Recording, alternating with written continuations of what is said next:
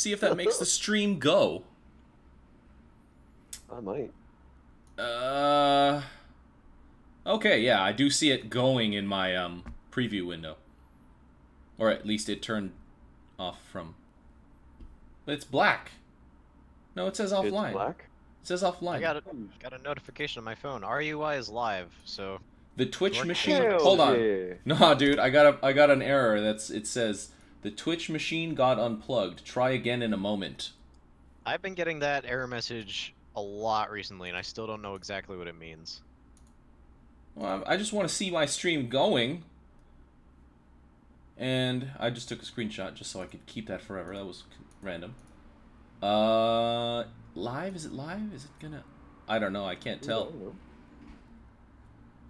Molten, can you just do me a favor and watch my stream and let me know if it's working and stuff? Yeah, I don't know, man. And I've been hit with an ad, so... I'm watching it too, but I keep getting this ridiculous error. What the hell is that? When you say ridiculous, it's could you on. perhaps be slightly more specific? Well, I guess it gives me an error code, so it's not the worst thing ever, but... Pause. Play. Play, you bitch. I don't know. Yeah, no, it seems functional. Seems functional. So wait a minute.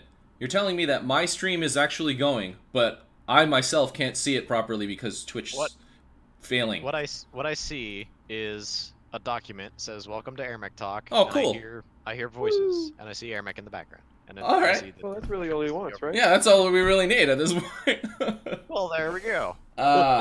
Victory on the technician part. All right, I gotta. Great success. All right, hold on. I gotta add.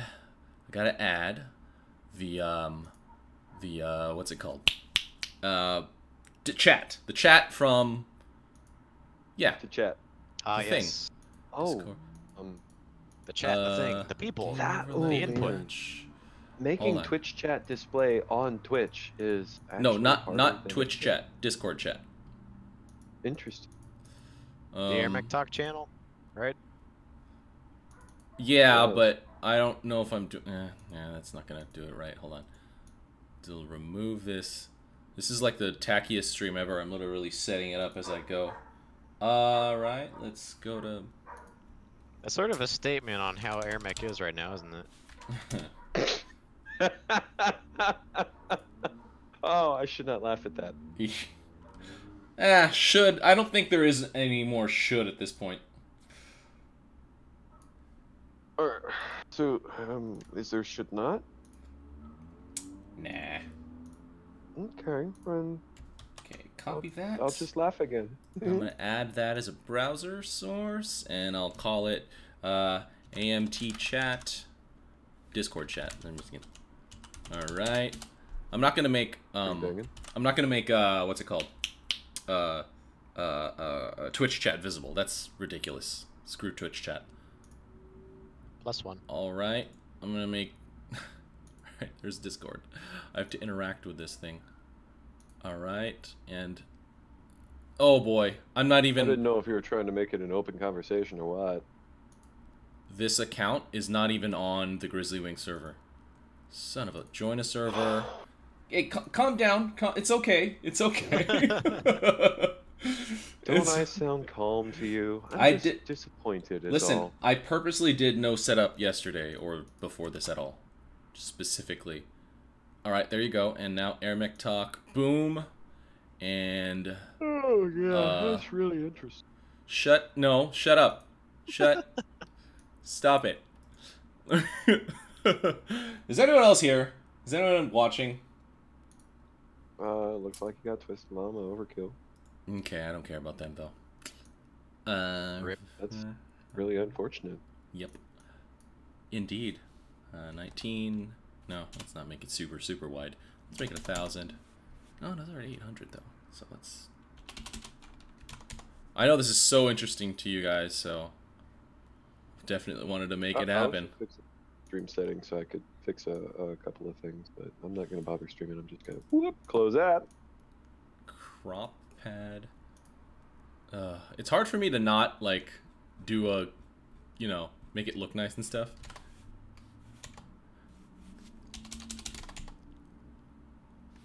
All right, that looks okay.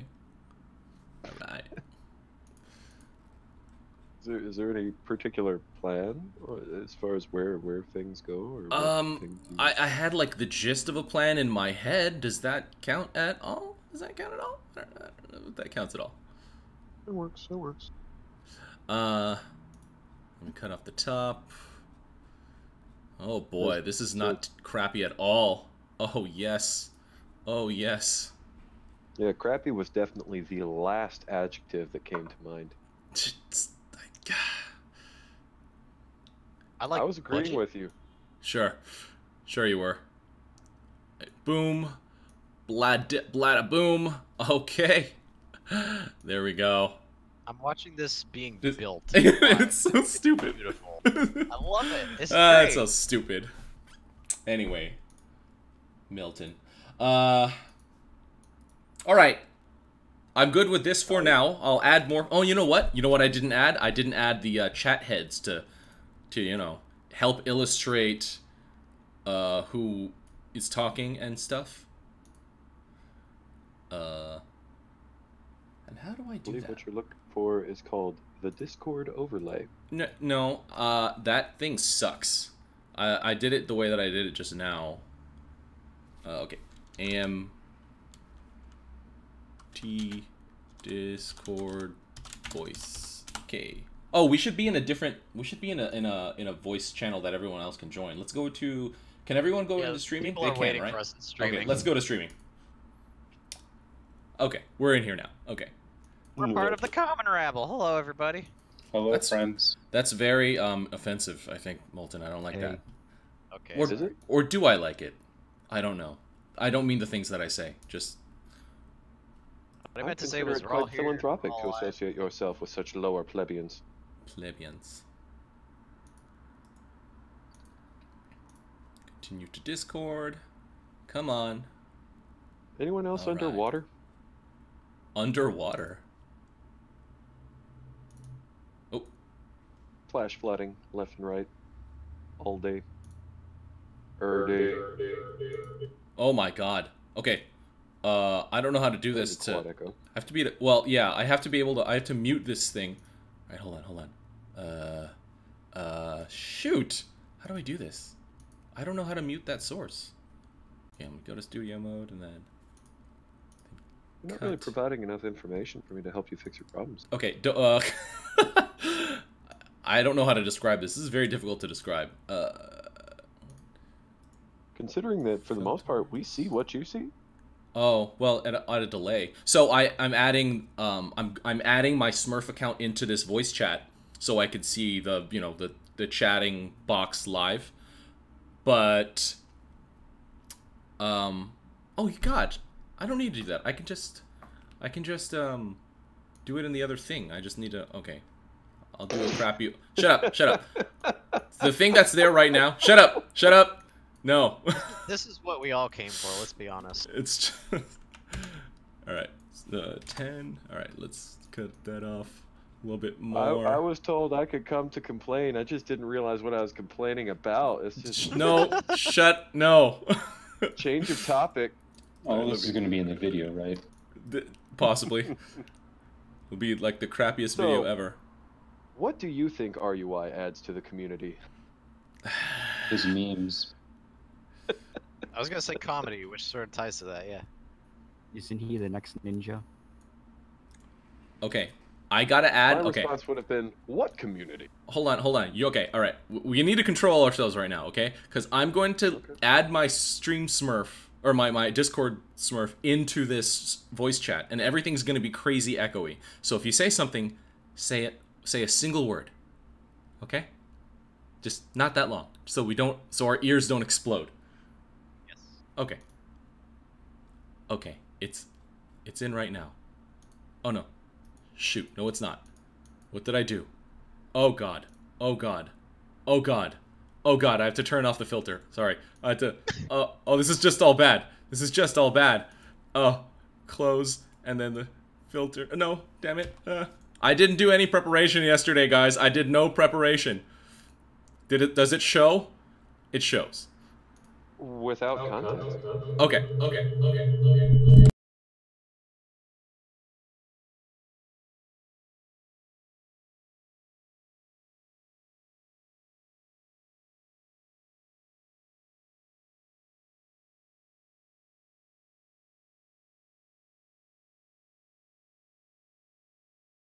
Test.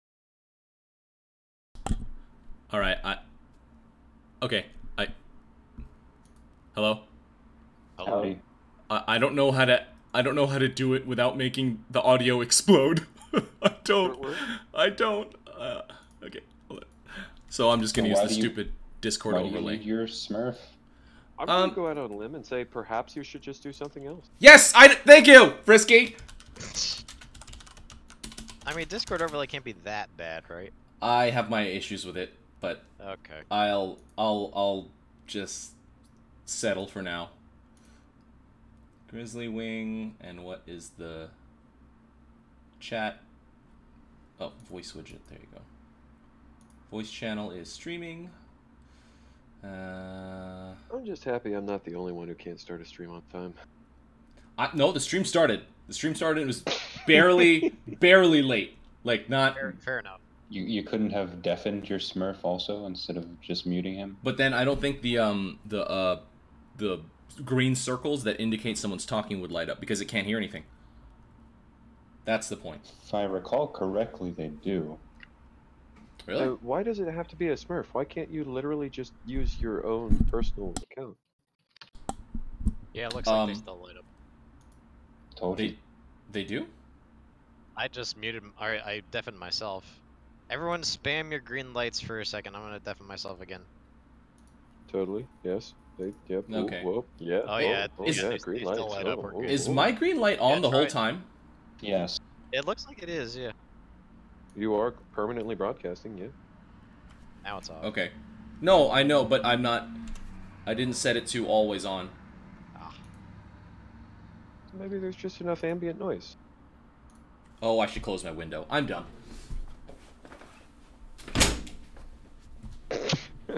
That probably helps a little bit. All right. Yes. Yes, we hear less traffic. Yes, thank you. Alright,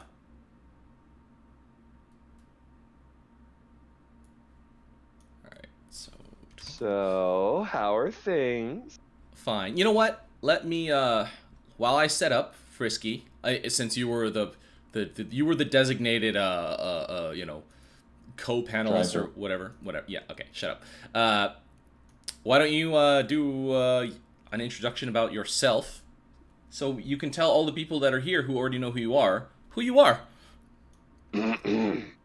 But let me first join the chat channel with my stream Smurf and deafen, because apparently you people say that works. There. Oh, it does work.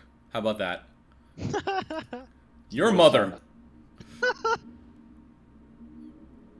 Hello Anyway. and good evening. You're listening to TWITCH Public Radio International. My name is FriskyCow. Joining me today is RUY. Today we will be discussing the topic of AirMech, which is a game that follows transforming powerful robots. Unfortunately, some of them are too powerful. Today we're going to be asking just that question: which mechs are too powerful? RUY. I am, because, yeah. Oh, that wasn't a question. Okay. Anyways. I give up. Yes. Yes, hello. My name is RUI, or at least that's the name I've chosen for myself, similar to Neo in The Matrix.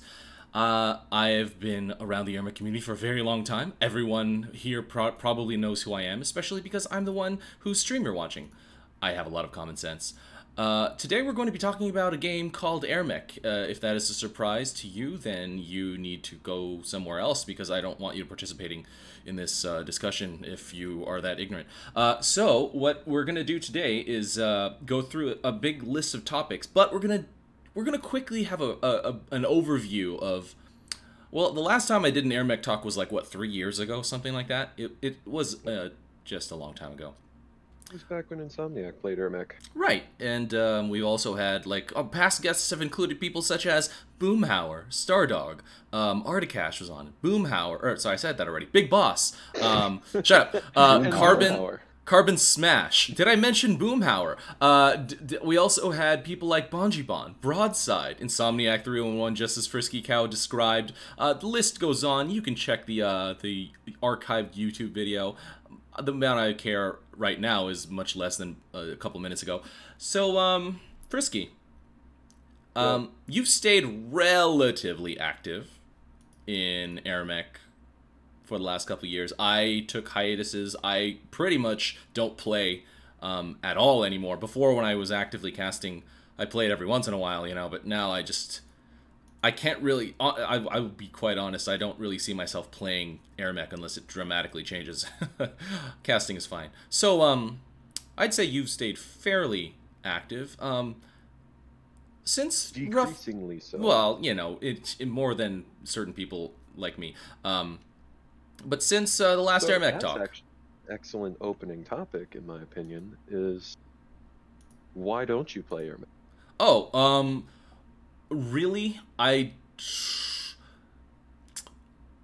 started. Is the game just not fun for you? Is it that the other people that you used to hang out with who were playing it aren't playing it with you? Realistically speaking, it hasn't there some been. mechanic? It hasn't been fun for me for a long time, and not necessarily a fault of balance or gameplay, but because ever since I started casting, I've become more of an analyst than anything game related. You know, just an analyst of the specific game of AirMech rather than a player or even I really just did commentary because I wanted to analyze the game, to be honest.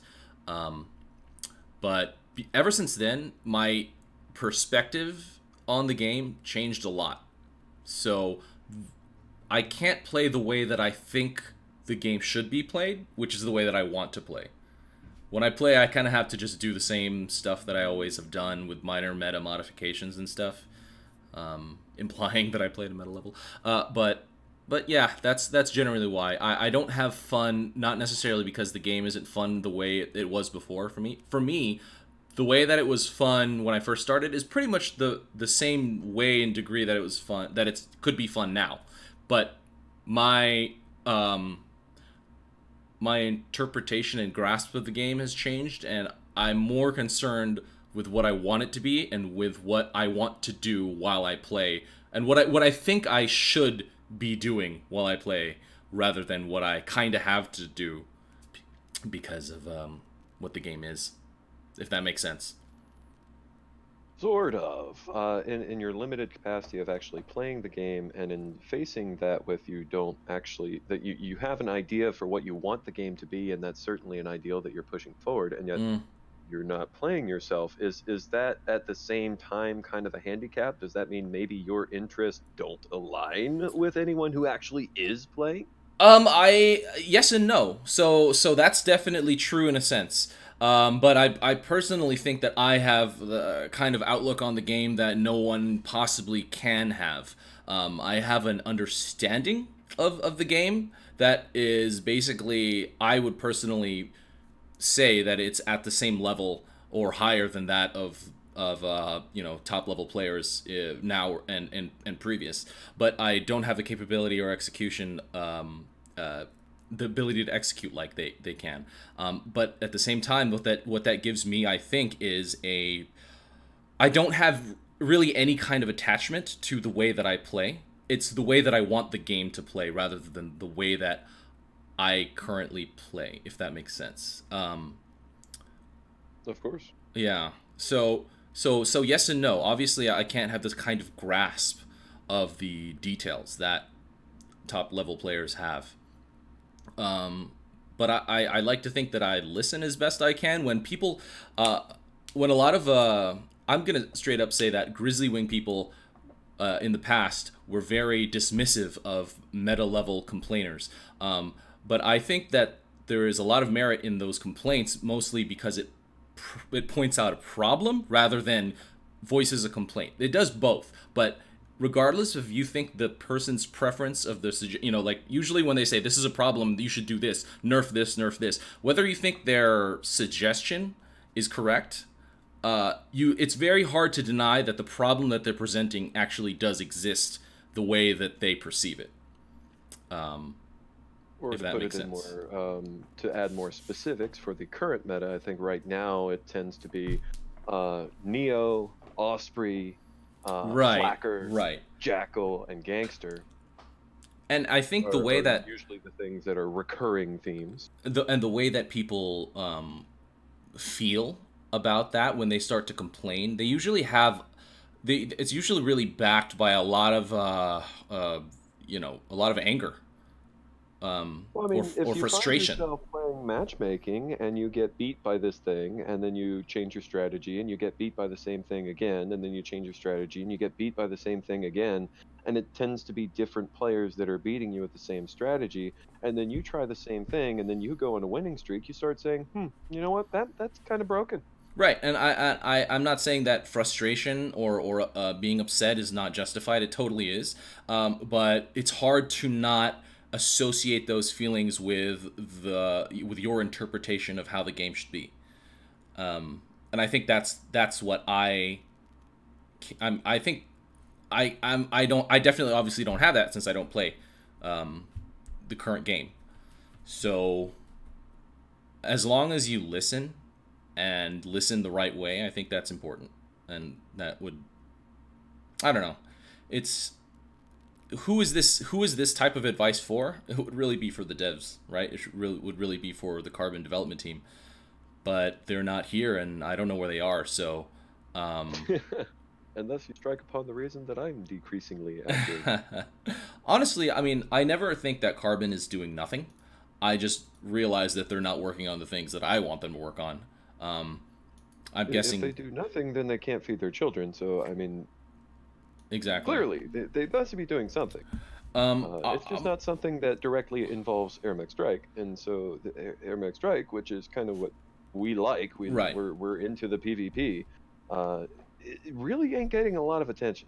I think we're going right now about 3 months without an update, maybe 4. Something like that. Yeah, I mean, there's only been one period of time that it has been longer without an update, and it tends to cement problems and force them to be meta because people have had such long periods of time to hash out the very, very exact build that we're on. So it's problematic, especially when you realize that the game is very far from being finished. Not just balance wise, but mechanically. Something, and then it's there now, and you Right. have a community wide knee jerk no, like a dodging. The fact Right. that you can, when you're out of energy, that you can continue to jump, which changes your plane of existence to the point where all shots go through you.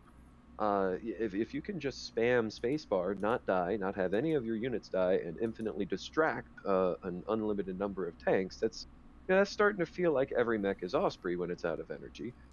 And obviously, you're pointing out the very current problems, the that's most one of those griped things about that problems. Easy to fix, but doesn't get fixed. Well, that depends on why you think it's easy to fix. I mean, you don't. You could associate an energy cost with it. Make it just like if you're trying to pick up a unit when you're out of energy. It just goes whoop, and then it doesn't happen. Right. If you could easily put in some sort of, even a band-aid fix to say, if you don't have the energy, you can't perform this action. Right. I mean, that and a cooldown would be really nice. But as former members of council, you and I both know that there are unforeseen complications that come up when you try to get them to implement seemingly simple things like this, and it's sad. But usually they'll look at it and say, this is why it's not going to happen, because something it will introduced happen. this complication. Right now, what we have is silence. Which, Yeah. It's not. I guess it's their prerogative, but yeah. I mean, we obviously we don't want the silence, but who knows if it's justified or not? They might be working on something. I mean, the obvious something huge. The obvious guess is Cake, right? The game that they've been saying this is our next game for the last couple of years. Well, when you go to Carbon's website, what they're working on in the background of all the happy look at our team videos is not AirMech. Right.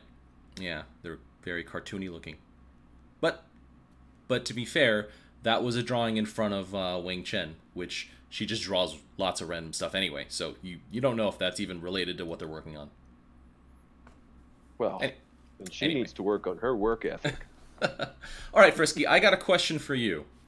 As the first as let's consider this the first overly broad topic. Last AirMech talk was like 3 years ago, ish, maybe 4. I don't even remember what year that was.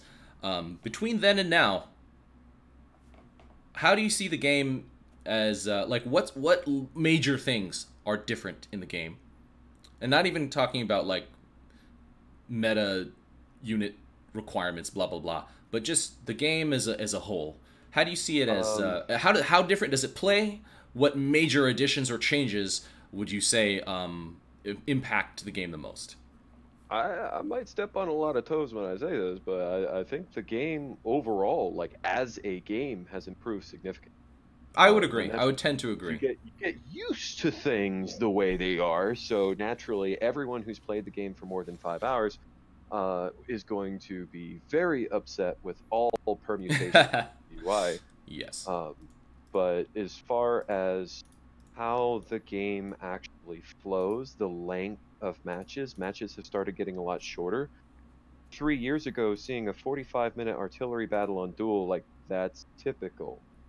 Now, I mean, you'll see the variety is nothing like it's ever been. You've got, people build buckies, people build artillery, people have mines, people have bombs. You see one of every different mech, whether it's Neo or Osprey or Striker or Saucer or Helix. It's like, you're really not surprised to see any particular unit get whipped out in a game, and the fact that you can have 3 different loadouts.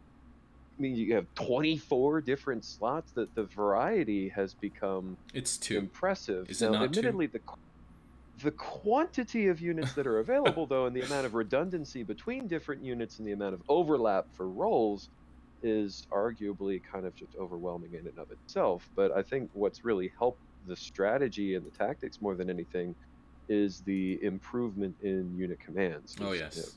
3 years ago, you're picking up things and dropping them, and then they added V-pathing, which was buggy as all fuck, but still, it gave you this brand newfangled ability to just move units anywhere. Like, you don't have to put things on capture. The whole mass commands thing, like I remember when it was still the new thing. Oh my god, they switched to T. Well, now attack fort rather than capture, but so the commands themselves have finally moved closer to WASD. That in of itself is an improvement. But I think one of the best things to ever happen for the game is the ability to have user-created waypoints where you can move units anywhere, you can build pretty much any kind of unit, that almost all mechs and all units are viable. And that most of the complaints from the community tend to be about fairly small things. And that most of what's wrong with AirMech is generally just a lack of a player base and a lack of continuing dev support. But that would be kind of my own personal opinion. I would put it more with a lack of mechanics polish. So they usually just throw stuff in. It's been a lot of new features added, right? and seemingly just to try. Like, it doesn't see, from my perspective, and this is very important to establish. From my perspective, it does not seem that when they introduce mechanics, like a lot of the ones that they've introduced here, it doesn't seem like they have a competitive gameplay purpose in mind at all. It you just add something because it sounds cool, yeah, and then you just kind of make it work. Right. Like noobs keep dying in general. Like, right. Was anyone playing AirMech and being like, man, I wish we had a dodge mechanic? Or not even that. Like, that's. I really wish I could jump up that cliff. Right. Like did we see? Did it feel like we were really limited on the ground when it came to movement? It felt like it made sense because in the air you're fast, on the ground you're as fast as running. You're not friggin' flying like you are in the air. So it didn't really seem like something that, it didn't seem like something that we were griping about. It was nothing that the player base was griping about. Yeah. But it's something that when they added kind of the bug reports function and the, hey, tell us what you think. Most of the new players, and like naturally you have to appeal to new players, you have to get people to play the frickin' game, and if you're just trying to please a group of 20 people, it's going to die. Yeah. So when you have new players, dying is so punishing. So I think it makes sense. Where But if you're on the ground and you get picked off, you're trying to disentangle the mechs from the post. So now you can build units without being at your outpost. You're trying to improve your energy efficiency, improve your regen when you're not on your post, that's improve your fine. maneuverability, improve your survivability, so that people die less often and people can have more fun in their big mech that kills everything. But if you look at other games, and I really hate that I'm doing this because I really don't like using other games as an example, but when you're talking about how new players feel, you have to really think about how they feel, because how they feel compared to what they might feel when they start playing another game, you know, because it's really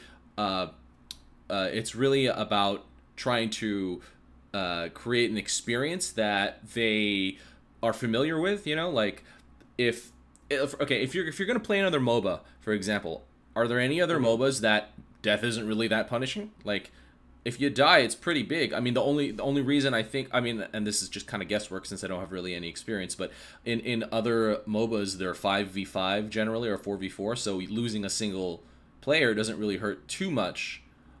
So I think that's probably one of the major factors, and AirMech is basically 2v2.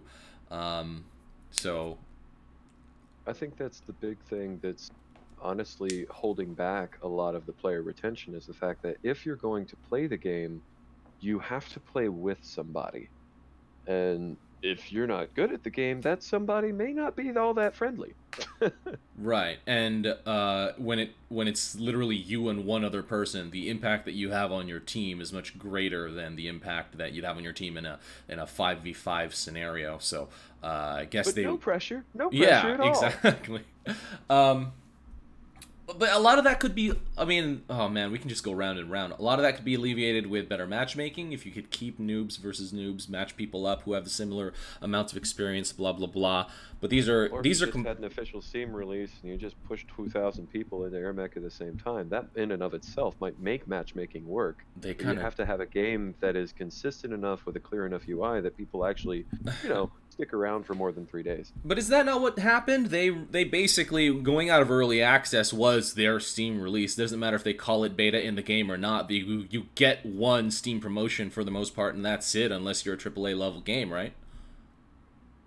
That's what I thought. I don't know. I don't know how that works. That's how I that's what I thought just from observation.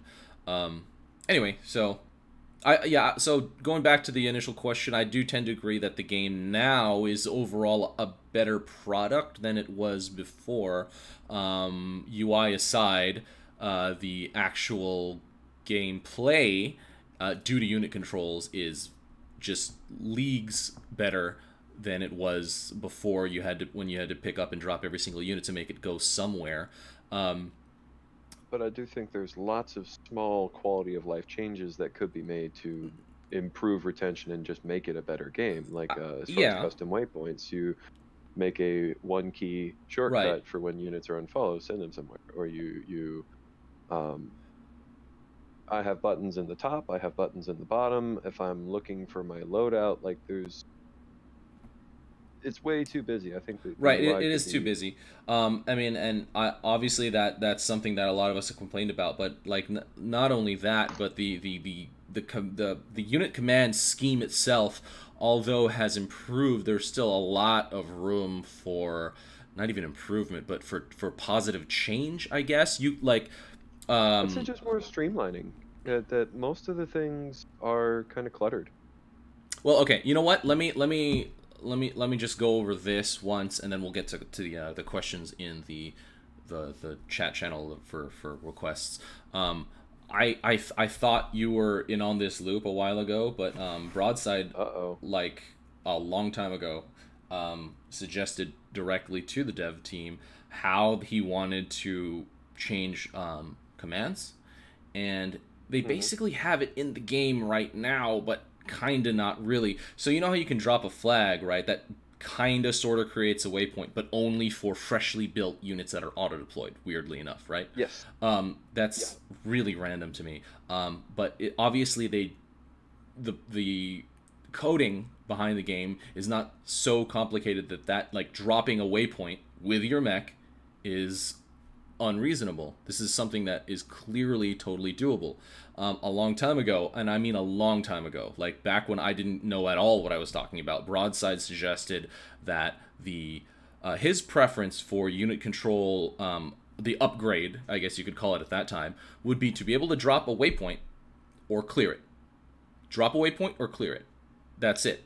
So you drop a waypoint, and if you command units to do any of the commands that are available, such as attack fort. Let's just say you command units to say attack fort. They will go to the waypoint first and then attack fort. If you tell them to capture outpost, they will go to the waypoint first and then capture the outpost. If you clear the waypoint, then they just go straight and they behave just the way that they do right now. All you have to do, in my opinion, is have 2 commands and a third to drop a waypoint.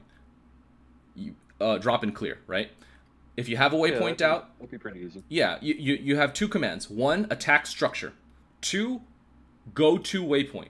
That's it. Or instead of having waypoints being like 3 different sub-commands of follow that you have to click on with the mouse, you just have drop waypoint, and any command, hold position while a waypoint's active, they move to the waypoint. Or whatever. That would make sense. I would be interested to see how much that throws an axe into the muscle memory. It's clear to me that it's not. Sound bad. It's clear to me that it's not difficult for them to create a go to waypoint command.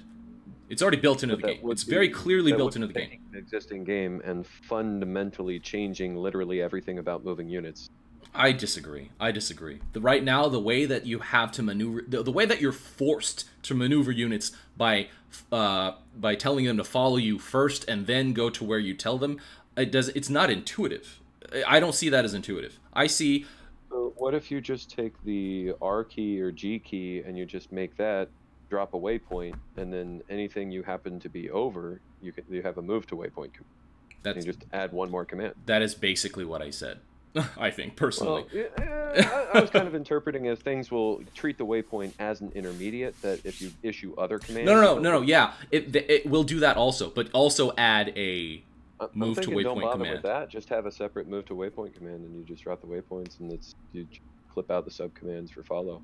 That'd be, I think, easier to do. And there's no way right now to make it... There's no way right now to make units bounce between 2... Or not between 2 points, but from 1 point to another point. If you know what I mean. It would help a lot for choosing like which outpost you want them to capture. I think it would be more useful for choosing what path you want units or armies to follow to get to their destination, whether it be fort or outpost.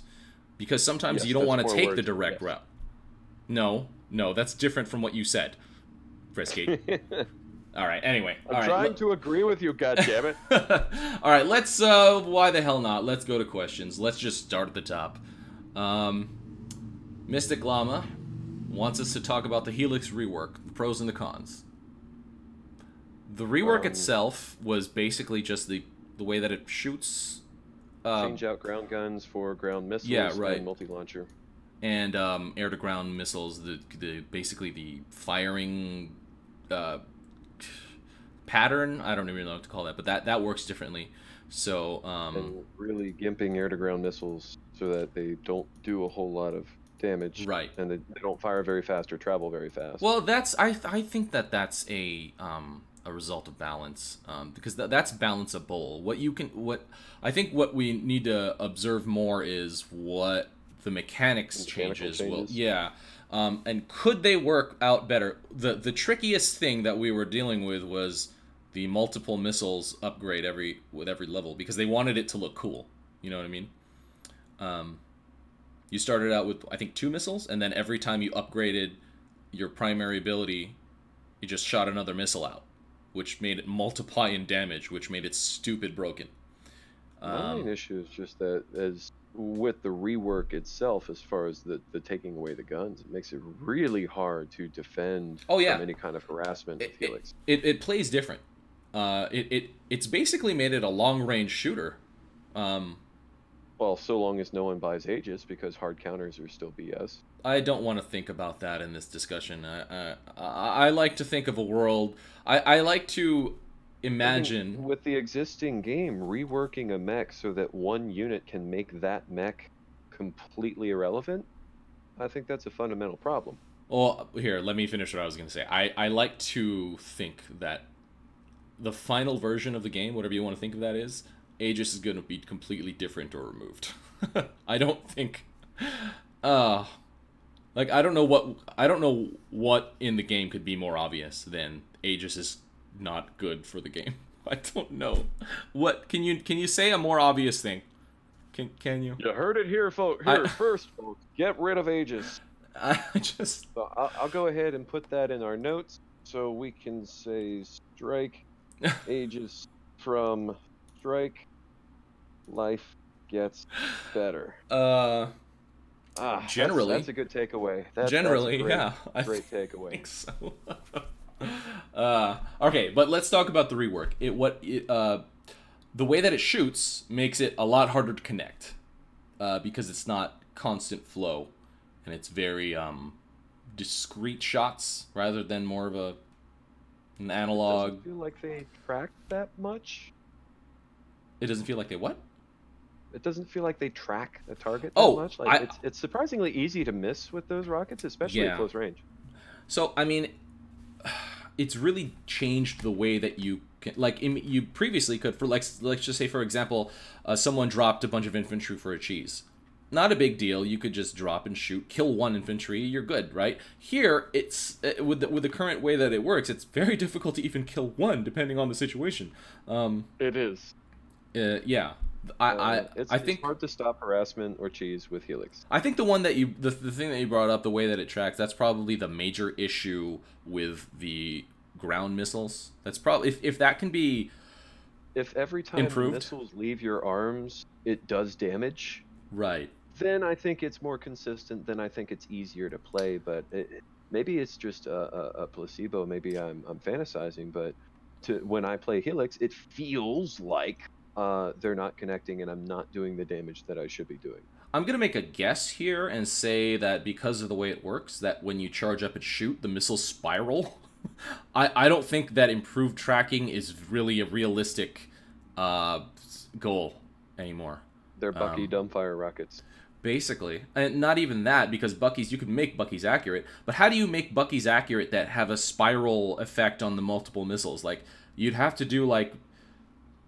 They'd have to converge, would they not? I mean, You're talking to the guy who is literally the only driving force behind why Bucky's are inaccurate now in the first place. Yeah.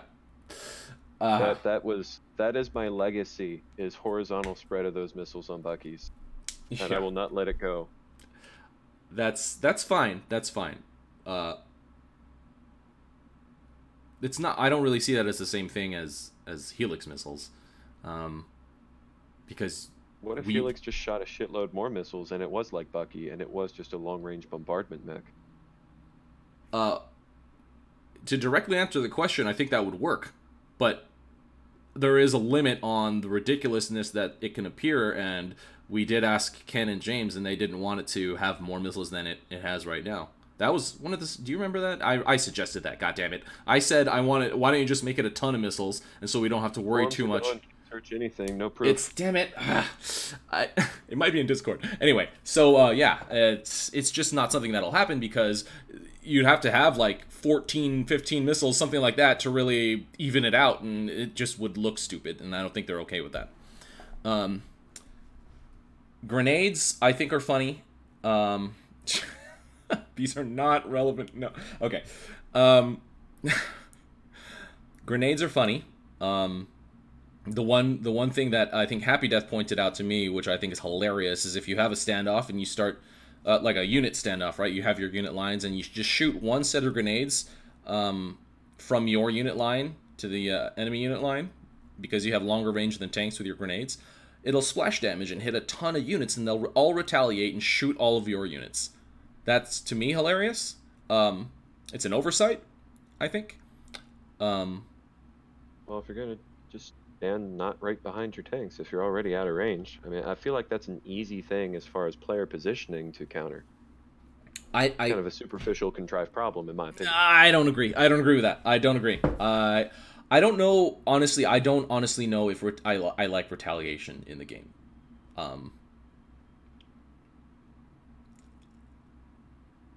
Maybe with AA. AA is the only thing that I can think of that makes real sense. But I mean, every mech outranges units. So if you don't like retaliation, then I mean, how are you going to deal with just, yeah, I'm just gonna sit over here and shoot at your Goliath for the next 20 minutes. Other ways. There's that barely ever happens. If you let that happen, Well, that's it weird. doesn't happen because everyone knows there's retaliation damage and they don't want to die. I'm sorry. Because of the parallax, the fact that you're farther away from something means the turret can't, you can't evade the turret rotation speed. When you're far away from something, the turret has no trouble tracking you. You're going to take damage from retaliation. Sure. So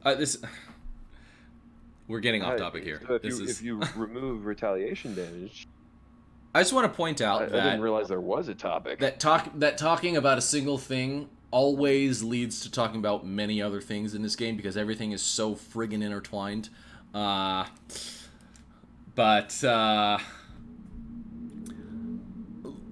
Okay, let's take a pause. Helix rework. Are we done? I mean, we can revisit it later, but. Pros, much more it's now one of the only few things in the game that does splash damage, so it makes it really, really, really good against groups of units later game or in mid stalemates. Makes it really, really bad against targeting single units in harassment. So changes its role fundamentally.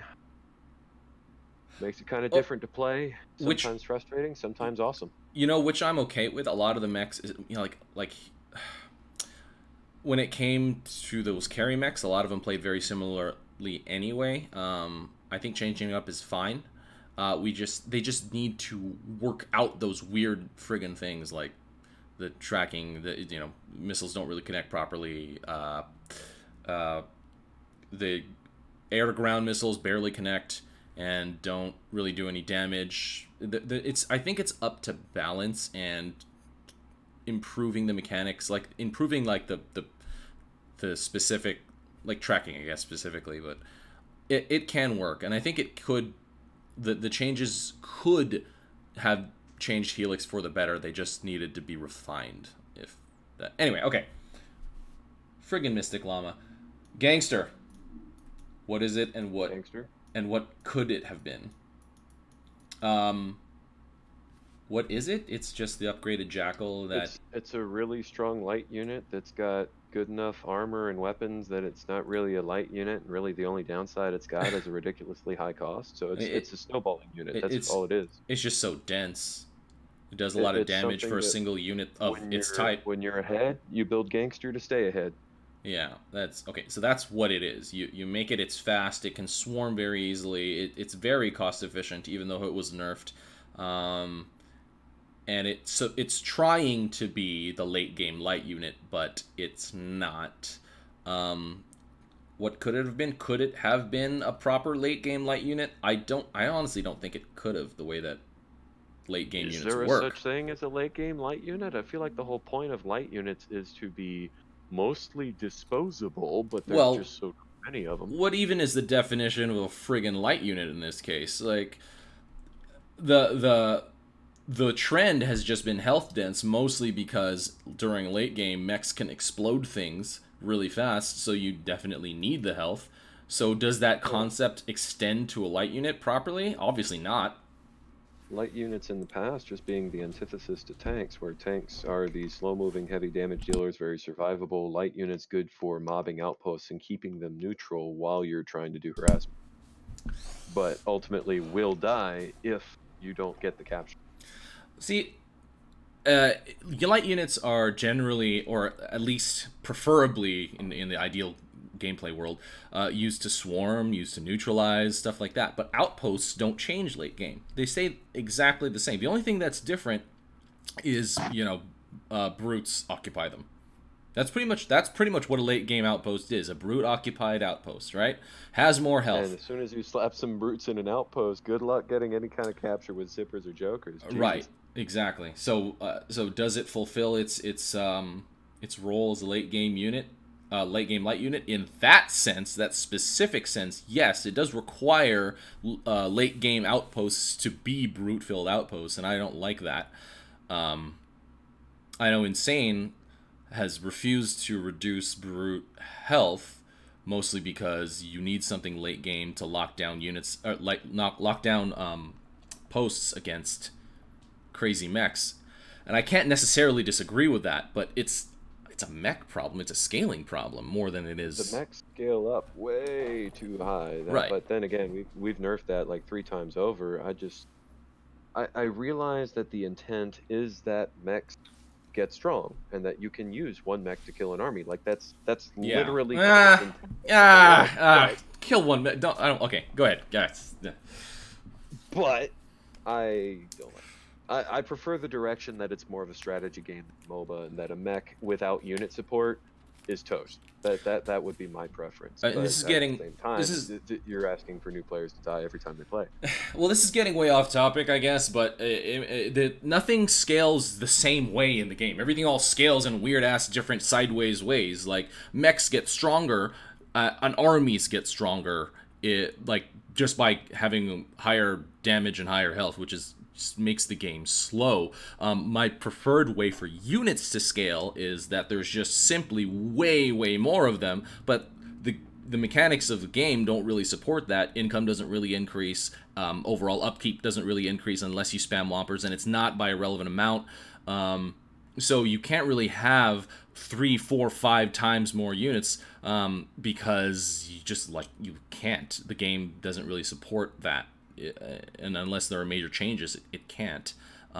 So I'm okay personally with the way that the mech scale should the rest of the game scale comparatively, but it doesn't. But you can't have more units on the field simultaneously, but the income and build speed, it makes it very easy to replace your armies just as quickly as they die, but ultimately that just leads to a stagnant game where everyone's just suicide dropping the fort. But income and build speed basically stay the same after minute 2. There's Depending nothing on the map. There's nothing in the game that makes that scale up. Factories still They don't do that boost anymore. No, they don't. 20. No, they don't. Let's find out. I'm gonna load Sandrin. So I'm pretty sure that factories still boost your build speed. I was under the impression, or I remember, like, I don't remember, like, I remember that they didn't, but I might be wrong, I guess. I could have sworn that they don't anymore.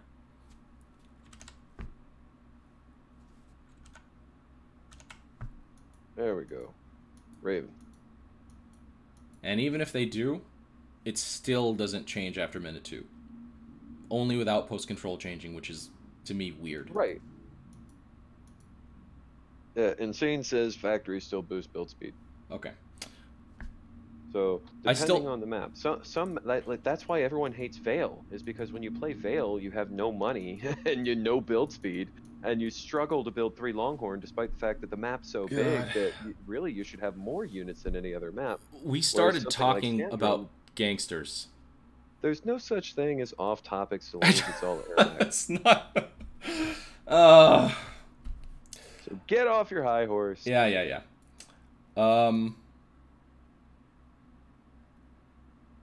So gangsters, I think we established that they're a very strong unit with very few downsides, and they're basically just a snowballer. As far as what could it be, shoot, I think it could have just not been added, but I guess I need to come up with something less negative than that. I don't think the game needed gangster. Well, it could have been the reverse armor unit. That's what I thought it was going to be. Like a swarmer that does very little damage, or a swarmer that does it does damage based on the opponent's armor. There was gonna be like a plasma shooter that James wanted to put in. Oh, so like really high weapon damage. No. Really high weapon, low DPS. No. Damage based on armor value, straight up based on armor value, because it melts metal or something like that. So the more armor, the more damage the unit takes. Confirmed. Factory still boosts build speed. I did not believe you after... Okay, anyway. So, I think I want to move on from Gangster because it's upsetting. Last one from Mystic Llama. I'm gonna not take any more Mystic Llama questions after this. The nuke. How does it impact gameplay? Well, it's funny. I think the nuke is working exactly as intended. I disagree. The only go ahead. problem I have with nuke is the fact that you can move the markers after you put them down. Okay, that's the reason it doesn't.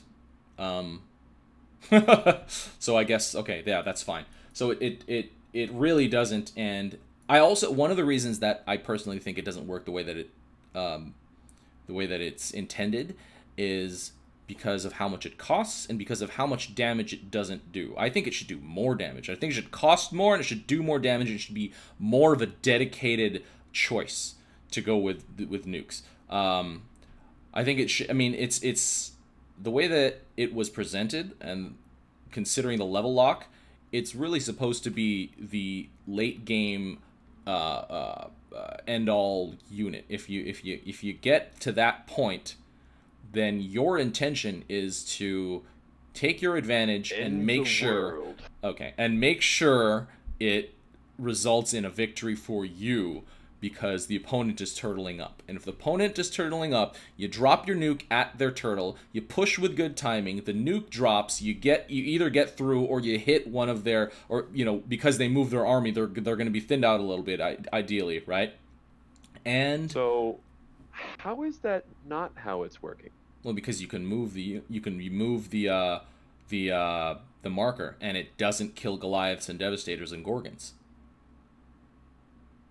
in one shot. It does quite a bit of damage to them. Like, it takes them down to 3/4 health. If you're pushing with just a couple of basic Longhorn, you can still take out Goliaths and Devastators and Gorgons with the help of a nuke.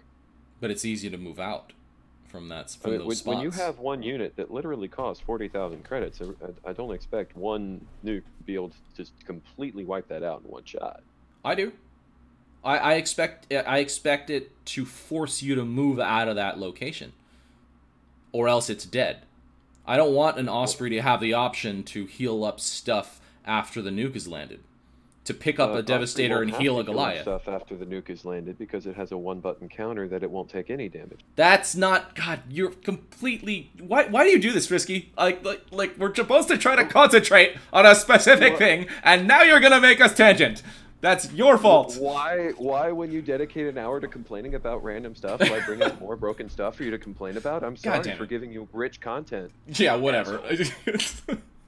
Hi, other people in chat.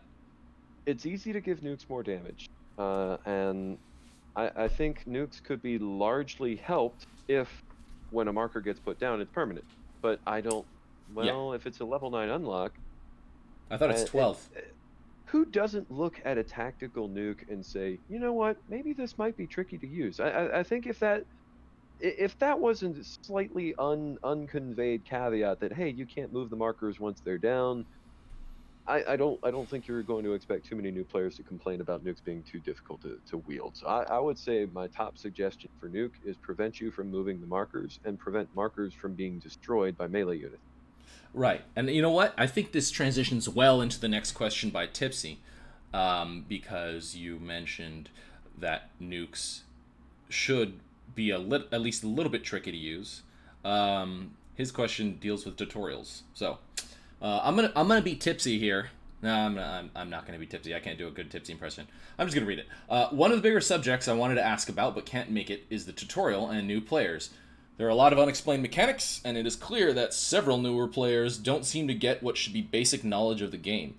What is going wrong, and what can be done to improve new player experiences on learning the game or better communicate game mechanics? So, I think this is bigger than anything, personally, and it kind of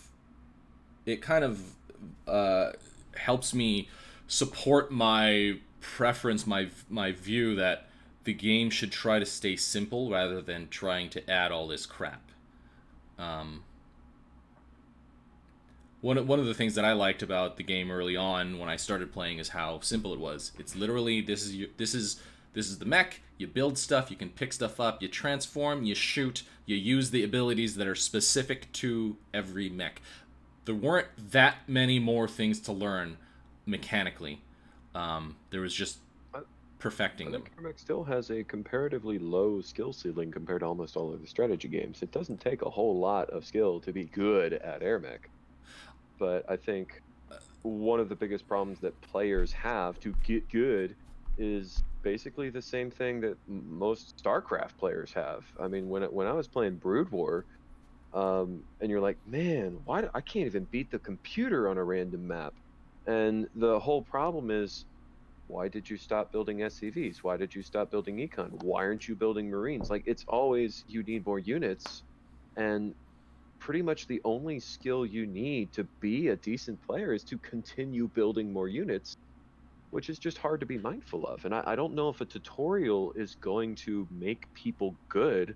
I think a tutorial just needs to encourage people to keep improving their skills without making them feel too bad when they actually get into PvP. I think having a tutorial that properly teaches the vast majority of the mechanics, and at the very least gives a player an avenue to become good. It presents all of the options available, that you can, all the things that you can do. It lets you know how things work, or it could, and at that point, an experienced StarCraft player, I don't know how many times that I've seen people say, I'm a grandmaster in StarCraft and I can't grasp this game. I don't know what the hell is going on because I don't know how anything works. So even those people who can easily spam a single build key for whatever unit they choose, because generally if you do that, you'll be able to beat the computer.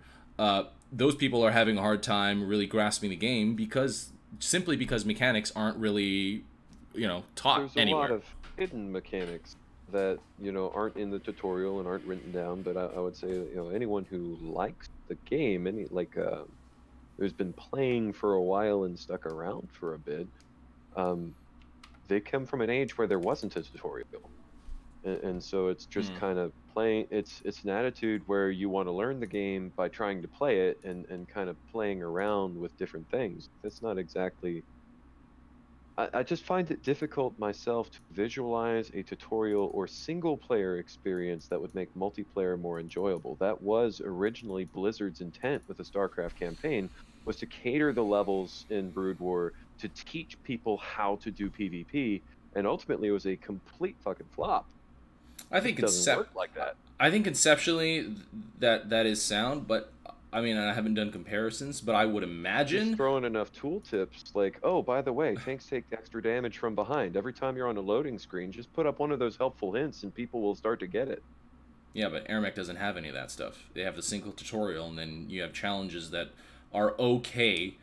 What I'm getting at is my guess is that the amount of mechanics that the AirMech tutorials and challenges teach you are significantly less than what other games teach you.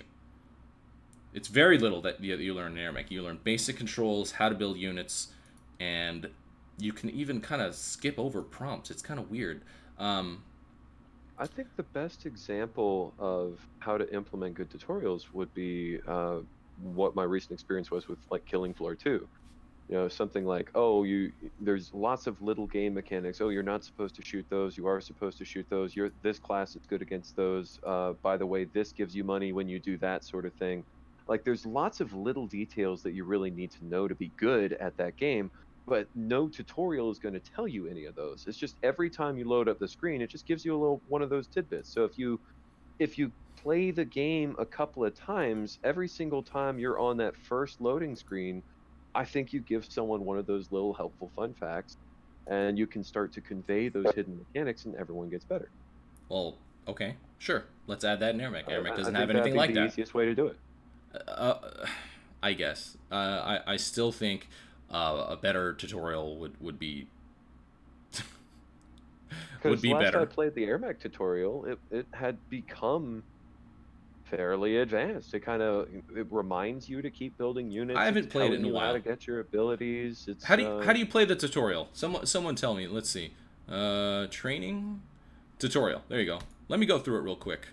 And I have to take this crap off the screen.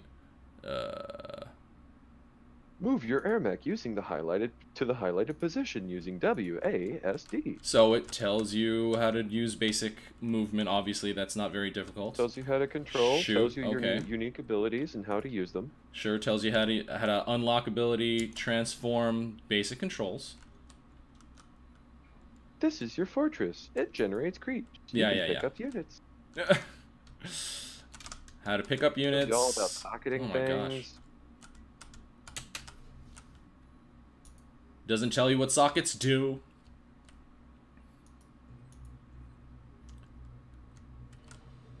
Tells you about all the different orders. What's a fortress? What's an outpost? I've seen a lot of people play this tutorial and not know what the hell these things mean.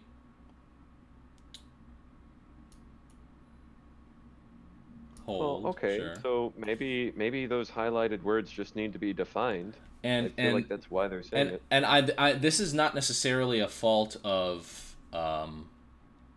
Carbon or this tutorial itself, but these prompts, a lot of people just click through these, and they can't Give it a do that. voiceover. No. They have to force people to actually execute these commands. Secure. Okay, whatever. On attack. Okay. Am I gonna memorize all that stuff the very first time I'm playing this game? Hell no. I have to do them. So just extend the tutorial. Make it better. That's making it better. That's kind of what. So. R. Okay. Oh, oops. I changed my hotkeys. How do you give it a capture? Secure.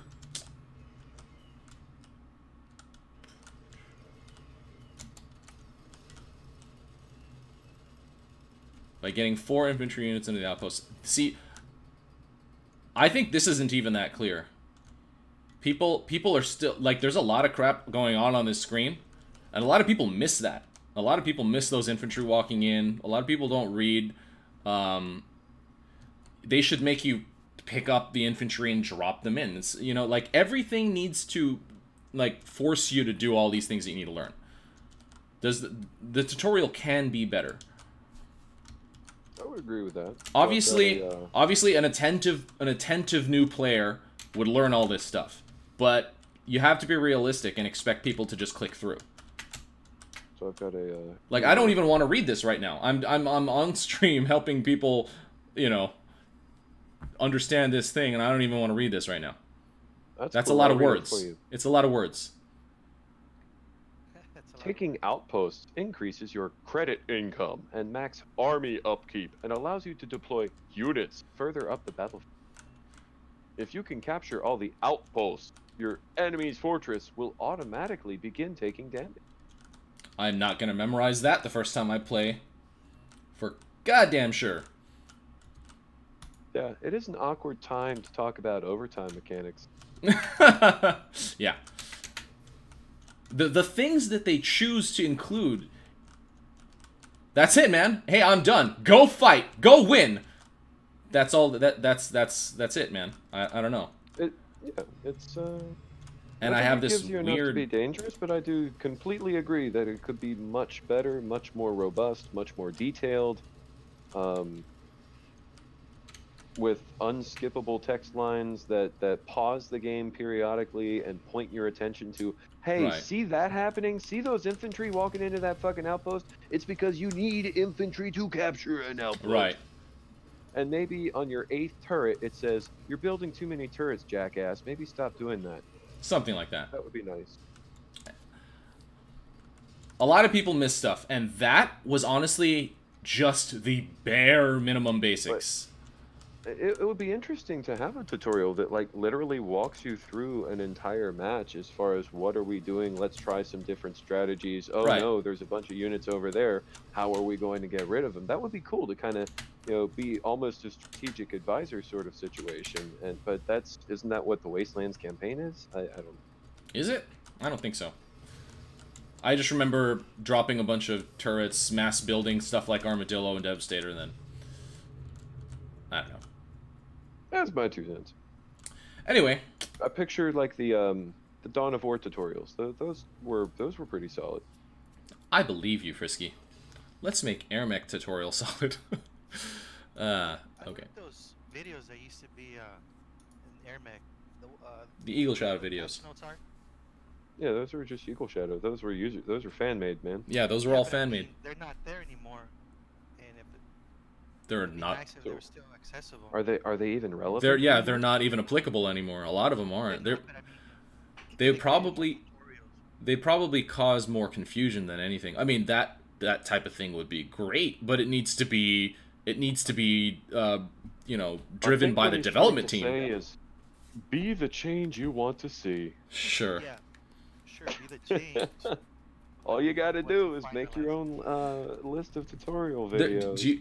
Dude, there's been so many times where I've started planning tutorial videos, and then changes happen, and then how much I realize this is just a waste of friggin' time because this is only going to last a maximum of 8 months, and then Pretty much. AirMech players are going to be confused all over again. There's so much experimentation in this game. That's why Carbon hasn't made tutorials, is because they look at it exactly the same way you do. They're like, what's the point? It's all going to be different in 2 months. I think that might be the case, but regardless, it comes with the territory of having to change so much. If they want to make all these changes, then I think they should be willing to update the tutorial every time. It's not. I don't know if it's probably not feasible or whatever due to their dev That team would size. require a certain level of commitment to the current state of the game. Is okay. This is definitely final. Right. I And mean, it's Not their like a successful game. Really. basically that. Um, That's their choice. They're choosing to make so many changes and not update the tutorial. They're completely conscious of that. They're not ignorant. You know, they're not saying, "Oh man, why don't players know how to, you know, why can't they learn how to do stuff? It's all in the tutorial." Oh wait, I forgot. We added a bunch of stuff. No, they're not that dumb, man. They know what they're doing. you make it sound like it's changing rapidly. I just want to throw out once again, it is not changing rapidly. It's not changing rapidly right now. You can't say that it wasn't It's just changing that every rapidly time before. It does change. Every time there is a patch, it's basically a new game.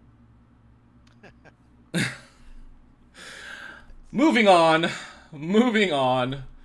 Frisky, would you like to complain about custom lobbies and the unnecessary logistical differences of trying to put on competitive events? Oh my god. He wouldn't know about that. Anyway, custom lobbies used to be, you know, you could almost put on a tournament seamlessly, because if you want to do some kind of competitive event, first you got to have players. That much is kind of hard in its own bet. So you got to make a lobby, you got to get people in that lobby. But problem is, if you're going to cast something, you want to be able to spectate it. Yeah. So you know, having some kind of I don't know, there's a lot of Frisky. I think that's aspect there. actually. That's cool. I think that's asking too much. You want to cast something, you need to see it. That's a God, cool that's thing that works. you need to The just do problem better is, in life, sir. Now that slash commands have been continued, that would mean that you can't have multiple, and they've really worked the whole lobby system. You can't have multiple spectators. So if you want to co-cast something, that can't be done. It's either one person, or you have to both separately load the replay, or go from a watch tab And sync up. and then try to sync up by pausing it, which pausing it will typically break the replay and keep it from working. Not if it's up the So, watch tab, generally. But anyway. It's kind of an inherently broken system as far as, like, you can make it work, but it slows things down so much that it's like, all right, let's roll the memes for 30 minutes while we try and make this one more lobby work. So I'll provide the stream with a little bit of inside information. The development team, and I guess as they should, I hate thinking of it like that because we're so invested in this aspect of the game. They don't, you know, this is an extreme edge case for them. Trying to put in time and work for a competitive event is an way out of the outside extreme edge case application for the work that they would have to put in. In simpler words, they don't give a fuck, and that's okay. It's not worth their time, in simpler words, if we want to start doing that. Is that true? Probably. What would hosting all these competitive events and, you know, building up the community for what would that do for the game and its population? I don't know. It could be amazing. Could do virtually nothing. And it's hard to say because at the time that the competitive community was larger and more enthusiastic during the mid 2012 to end of 2014, early 2015 days. I was kind of at the tail end of that. 2014 to 2015 were during the times that I was holding my tournaments. It was, you know, people were pretty hyped. There was a lot of activity, but we don't have the data to really make those determinations that Carbon does. Like, are these things actually benefiting our player count and new player retention, etc.?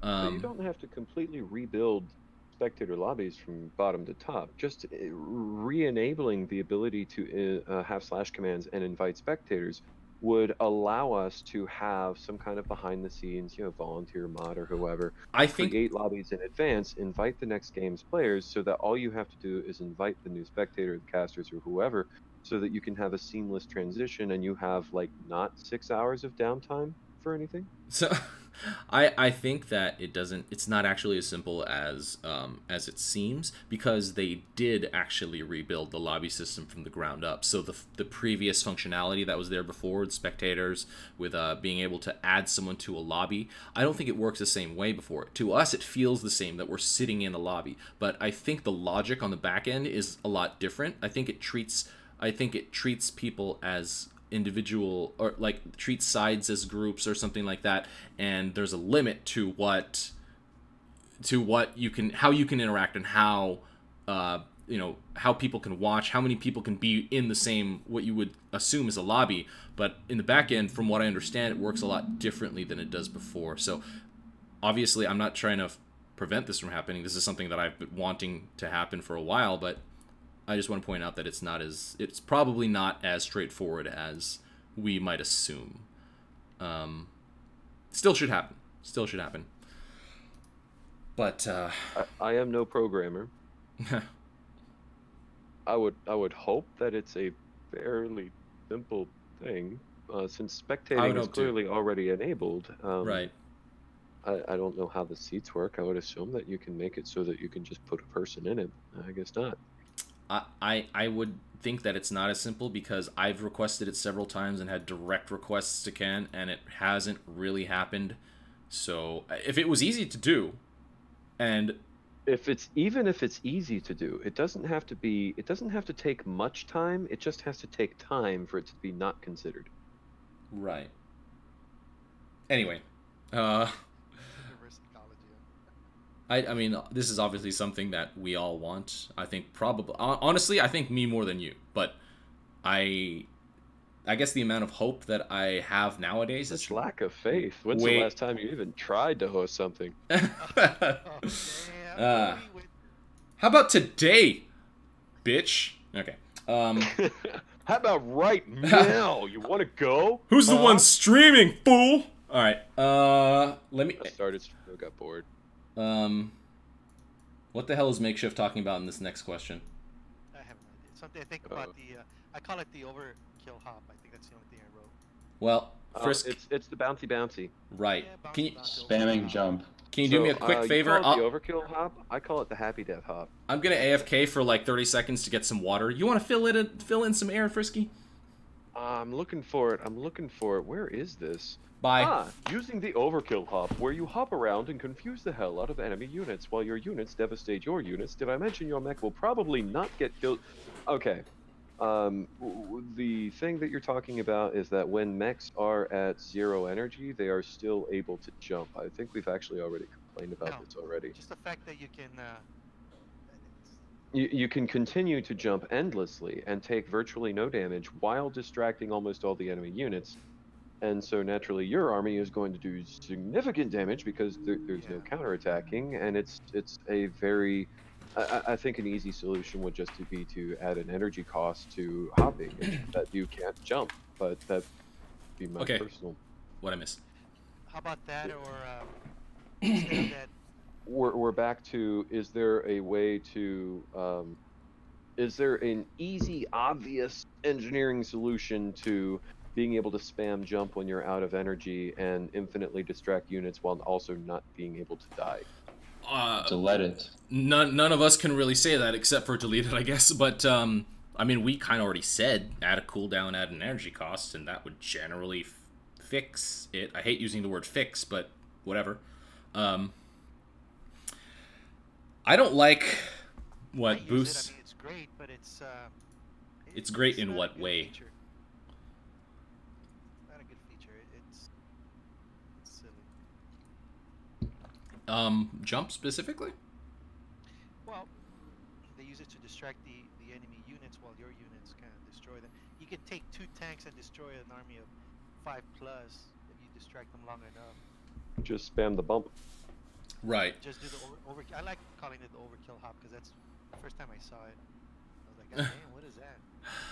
I'm used to seeing it with Happy Death in a saucer, and he just kind of bounces around. He goes right into the abyss, but because of the coding, he just kind of glides over. It's like if you hop and you happen to hop into a place where a mech should just fall eternally until it hits spikes in the ground, it just kind of floats against gravity until it gets somewhere it can stand. It's kind of, God damn it, I almost killed him and all my units are dead and I lose again. God damn it, Happy Death. I'm not gonna lie. Usually how it goes. I generally tend to hate people that suggest just remove stuff from the game, but I don't. I mean, these 2 mechanics, the jump and boost, were super unnecessary to add for me. I'll go back to the fact that I really like how the game was really simple before, and then just adding random crap like this, like that, and like Q heal, for example, like all of these things weren't really necessary. It just adds more crap to learn and more things to perfect. And quick poll: how many people have noticed that you automatically heal without Q if you're standing still? Yeah, I have. that's what James said. But so that's my other issue was get rid of the energy guardians. I know you don't like getting rid of stuff, but that's overkill now. You have the Q heal, you got the standing heal, and now you have the energy guardians. Some units really take advantage of that.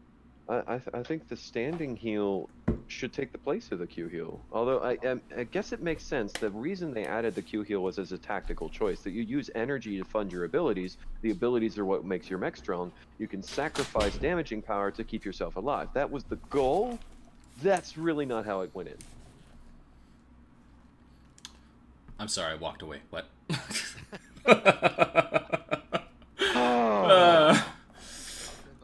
I understand the intent behind Q heal. It just, I don't believe that it's meeting the intent in the way that it has been put in. I mean, what do you think the intention for Q heal was? I mean, I guess it's in line with... The intent was to introduce a tactical trade-off between keeping yourself alive and using your energy to inflict more damage by using your mech's ability. God, I think you're overthinking this. I think you're way overthinking this. This is carbon. That's literally what James said on the forums, and I'd link you to the fucking thread if I could, but whoops. Well, if that's the intent, it's not really thought through very well, because clearly there are very energy dependent mechs, and there are very much not energy dependent mechs like Paladin, Helix, for example. So those types of... we can just balance those things using cost and build speed. Sorry, I could not resist. You're fired from the stream.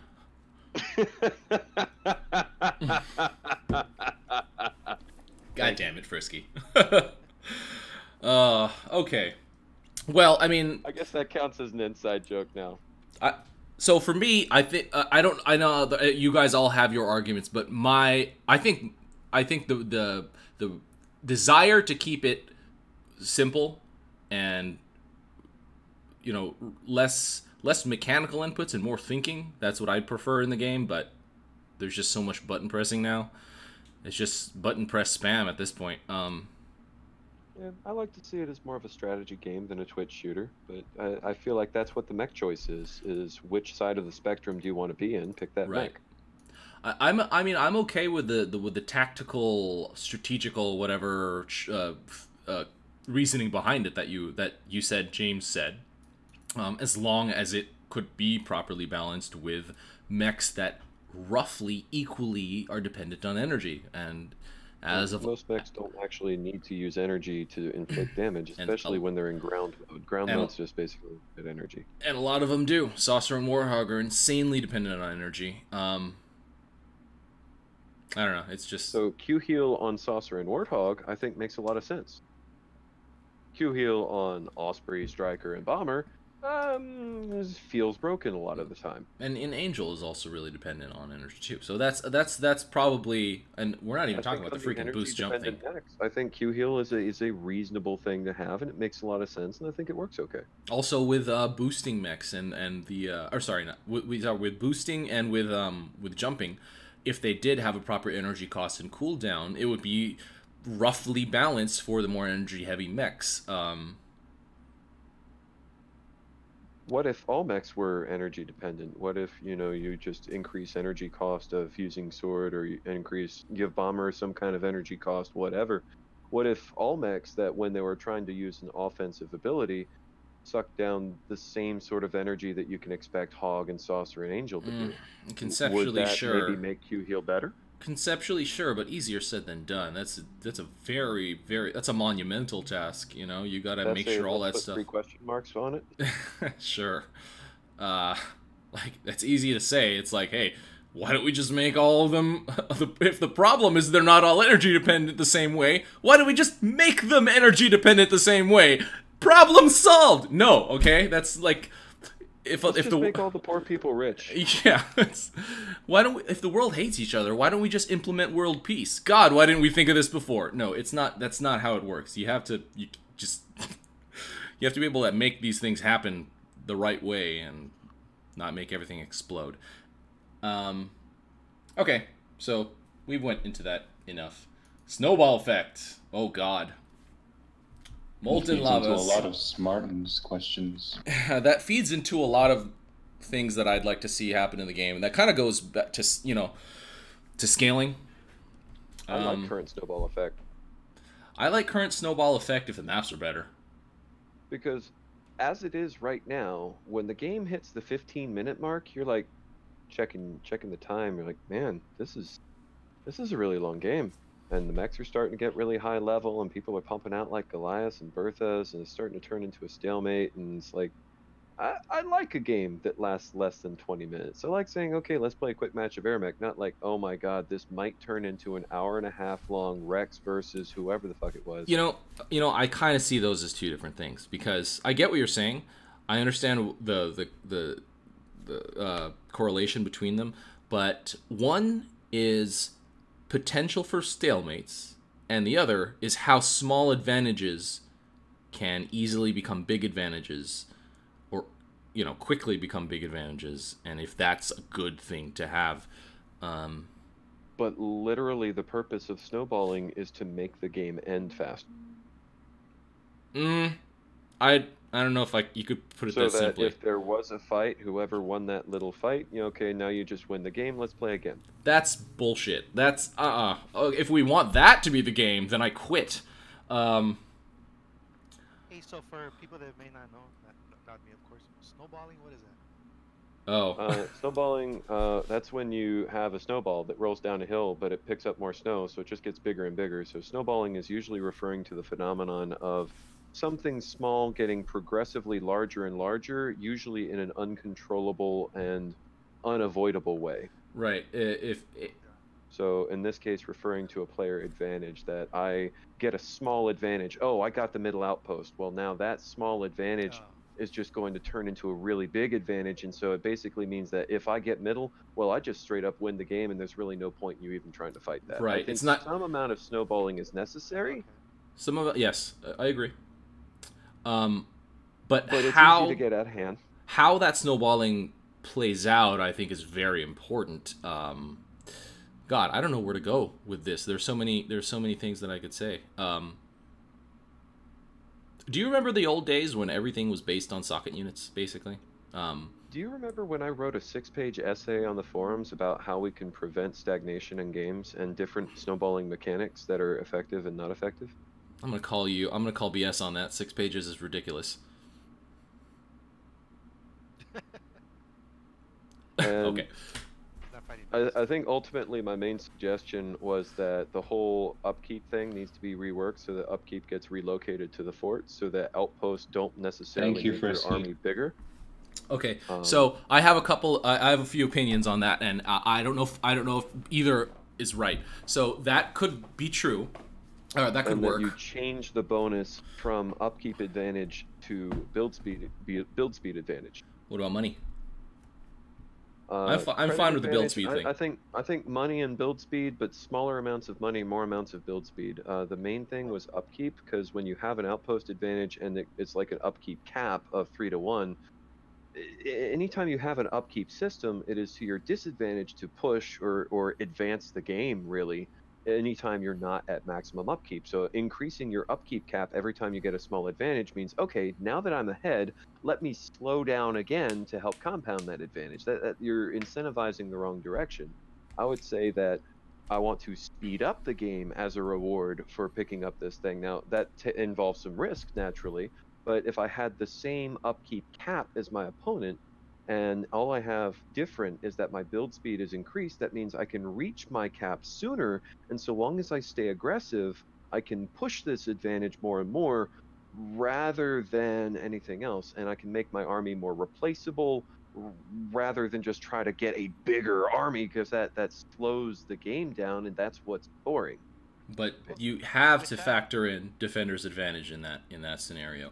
Your lead needs to be large enough to compensate for that disadvantage if you're going to be the aggressor. Advantage, but if map control, if a slight advantage makes your army inherently more disposable because you have faster build speed and more credits, then that means, sure, yeah, you're still at a disadvantage when you push, but you can push and just build more, and then push again and build more. But either way, you're still doing something. I think the difference... And then defender has a chance for a comeback because you have more map but the same upkeep. You have to keep pushing because otherwise you'll get spread too thin. You would need to have an income advantage as well. That would be required. It would be income and build speed without the upkeep. Okay. If that's a change that would go forward, there's one thing I would like to remove, which was a surprise to me that it was even possible. The fact that you can select an item and then go control and then that item again. I hate that feature where you can double queue two things. Oh, double queue? That's kind of a different topic, but... it might be so, but it's a question on the list. It's a question on the list, but do we change it now, or do we keep going with snowballing? Well, it's on the speed thing. I mean, I would want to remove that. If you're going to increase the speed, the people that know this trick, it seems like to be a trick because right. It came out of nowhere. So, all right, so the build speed... This to me? I don't think I heard correct. No, the whole thing where there's two queues, there's one for auto deploy and there's one for build and hold. So the people that know this trick build things faster. Do you not know this, Frisky?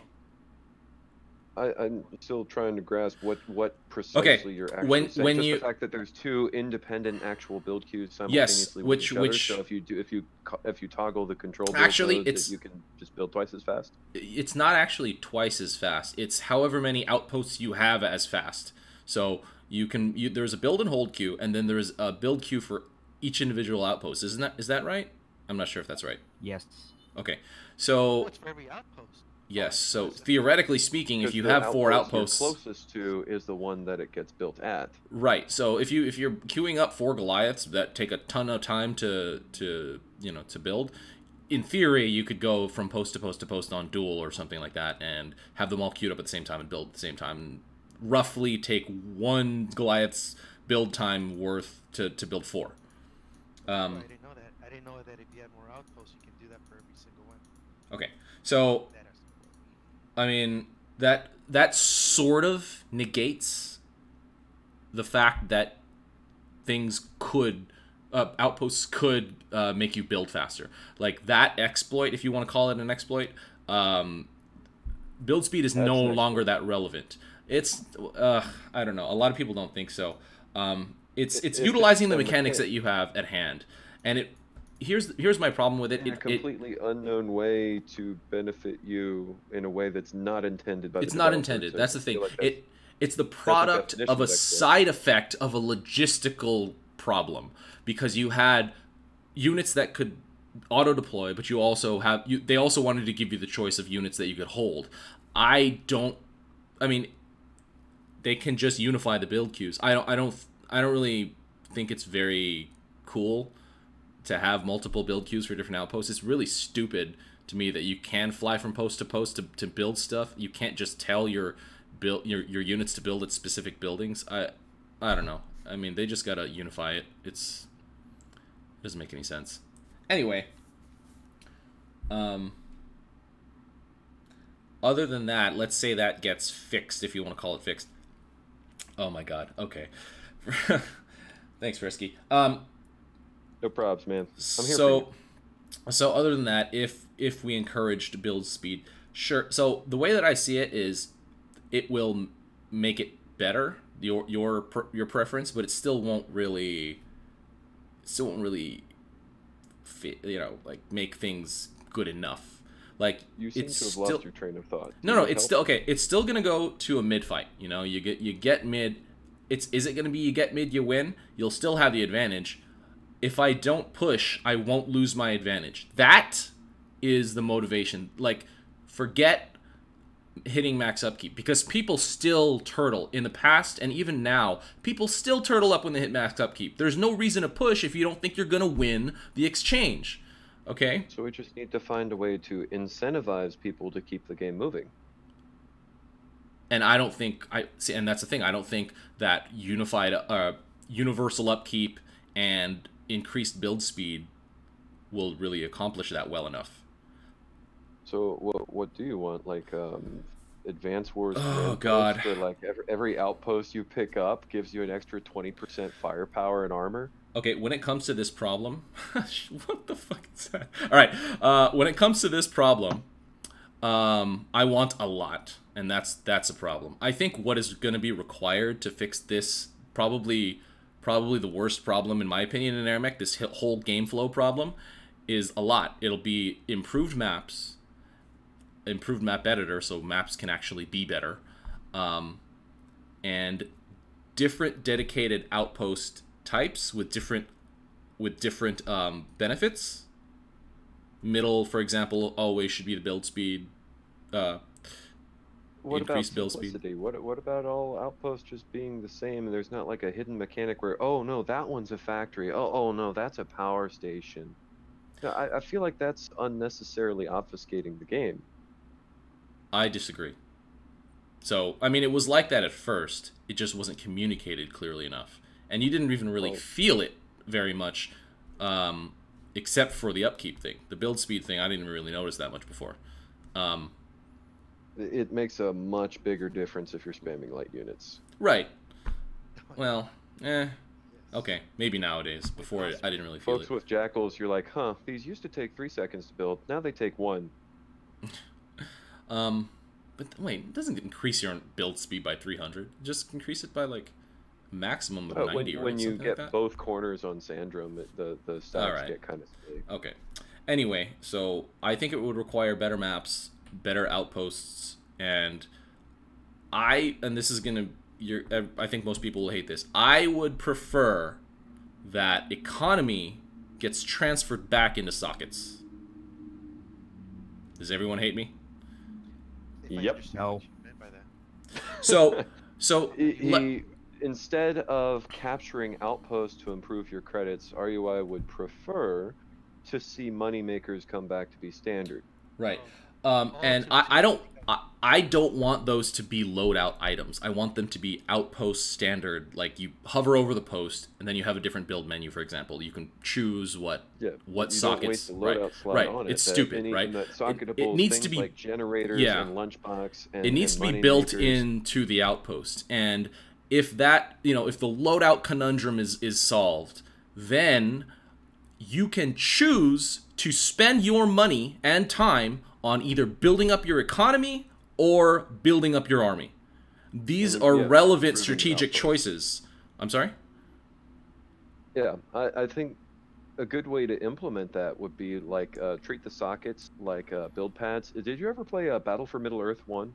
No, God, you always refer to all these games, Frisky, and I've played AirMech. Okay, so how does that work? I'm sorry that you haven't played enough video games to understand.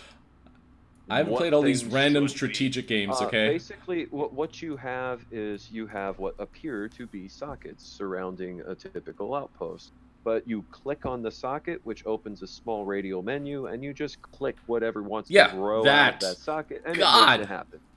That's what I've been envisioning in my head for the last 4 years. It's a base building RTS where you don't have to choose where buildings go. There's just preset pads where buildings go. You click on the pad, you click on the picture of the thing you want on the pad, everything else falls into place. How did that work out in that game, by the way? Just curious. It was actually pretty outstanding. I'm going to mute this guy because Makeshift is going to do this to me. He's going to force me to do this, but okay. And then Insane Fire is going to say no because that doesn't work for console players, but why would you ever design a game for the platform with the fewest buttons? No, listen, I disagree. It could totally... was ported to console, just for the record. Alright, listen, it could totally work on consoles. It just simply brings up a different build menu when you're hovering over your outpost. Not that complicated. Your idea is assuming better maps, right? Yeah, I'm assuming better maps. Because the current maps are terrible. Okay, so I made that one map... a map editor. Yeah, I made that one map... Tundra, right? And everyone was like, it's too huge, there are way too many outposts. And that was my first attempt at trying to make a humongous, like, well, size wasn't important. I wanted more outposts on the map. Because when there's 7... What's so funny? Oh, it's humongous. Shut up! Size isn't important. Okay, it's not... Okay. It's huge. It's huge, yes. That's all we need to know, yes. No problems in that department. It's a big map, the biggest. I don't have small hands. That's not true. That's definitely not true. Okay, so I really would like more outposts on the map because, like, the most, I think, in, well, let's just say, like, a standard size outpost map would be, like, I think Crater, and that's what, 1, 2, 3, 4... I think Crater is a little bit larger than average, huh? Well, in a, you know, but it's not Vale, right? So it's 4, 8, 9 outposts, right? So I don't consider Vale a huge map so much as just almost all of the map is impassable. It technically has the most posts though, right? Also, I'm not sure it does. Anyway, that's not really relevant, but I'd like more outposts on a map because the more outposts on a map, the less meaningful a single post is. Does that make sense? I mean, it makes sense, but along the same lines, the entire strategy of the game is limited to your perspective. Like, you cannot control multiple locations at once. So if your ideal is to play 2v2, there is kind of a maximum practical number of posts before not engaging with other players becomes the ideal strategy, where you just kind of go your own loop around.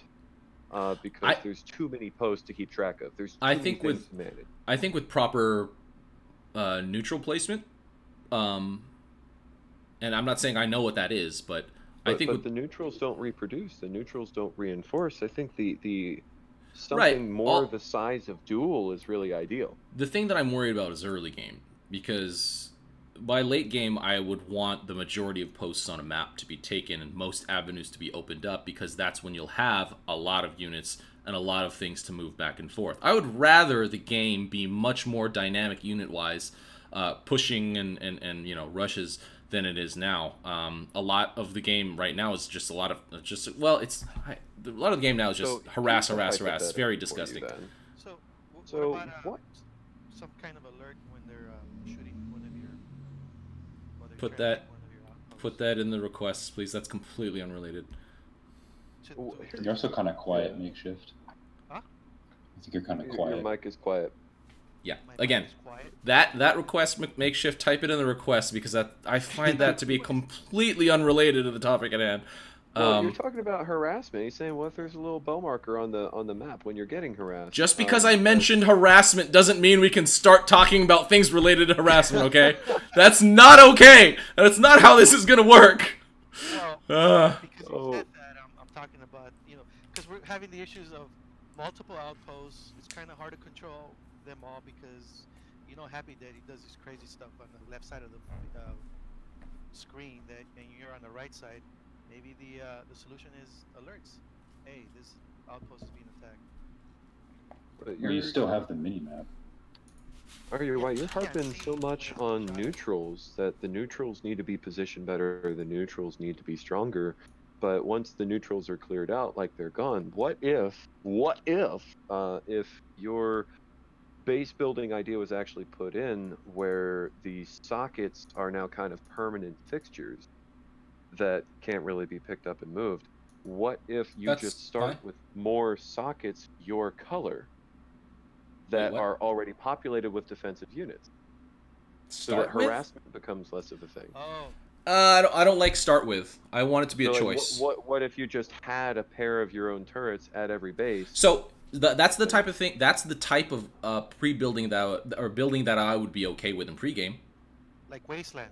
You're talking about like Wastelands when you take up outposts, it adds additional creeps on the outside.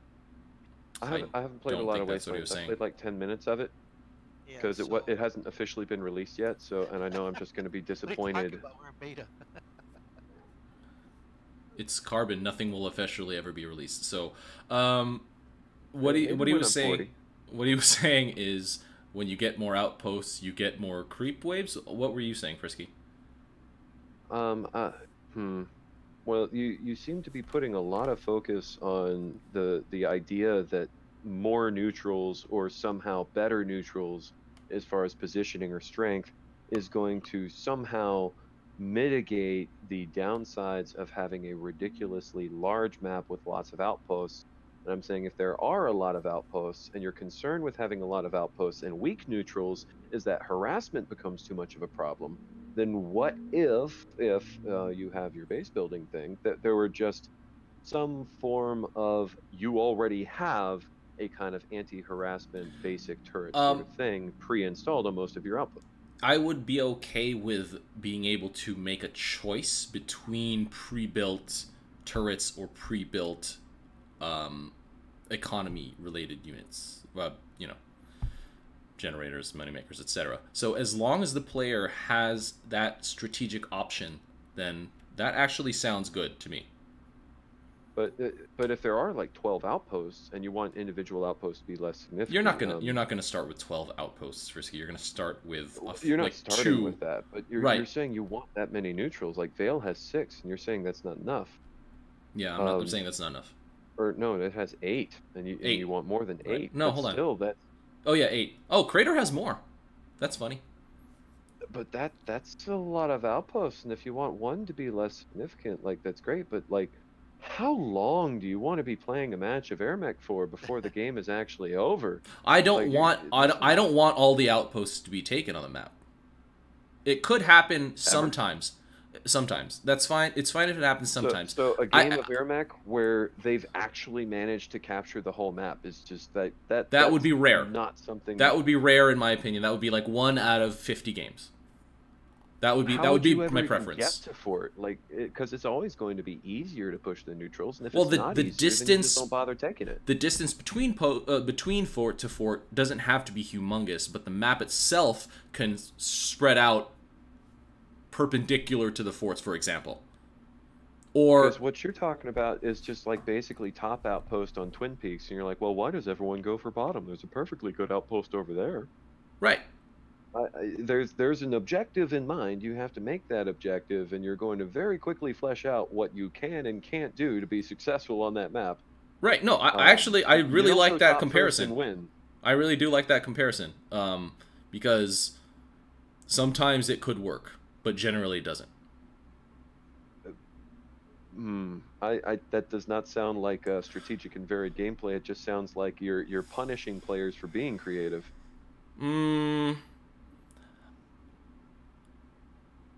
I guess that's an interpretation. I don't really see it that way. I mean, like, let's just for the sake of example, imagine that Twin Peaks top was a little bit closer to bottom, to the point where you could actually fight both battles at the same time properly, and then imagine like triple that.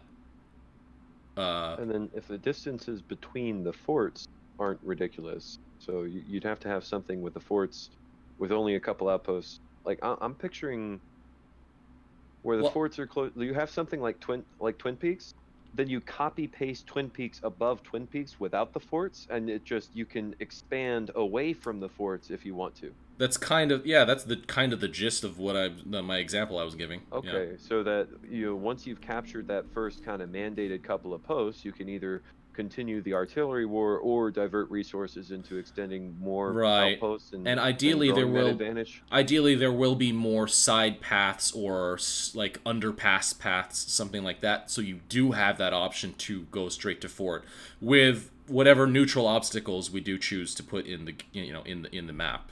I think the limitation of AirMech in and of itself, just the fact that you can only control what's directly below you, you can only see what's directly below you, is going to inherently handicap larger map. Yes, in a 1v1. In better 2v2, when they're the less so, clearly less so. To be strong. Yeah, but it would be. I mean, it would be twice as effective. 3v3. Which I would prefer to be the standard format, but apparently at this point it's not very realistic.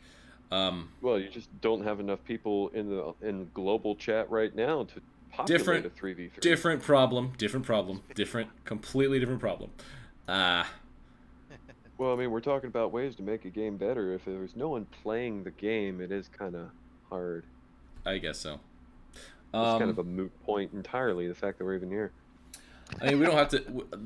This is some sort of I'm not fantasy. I'm fine. This is some sort of fantasy, scenario that I'm talking about. So it's not really realistic.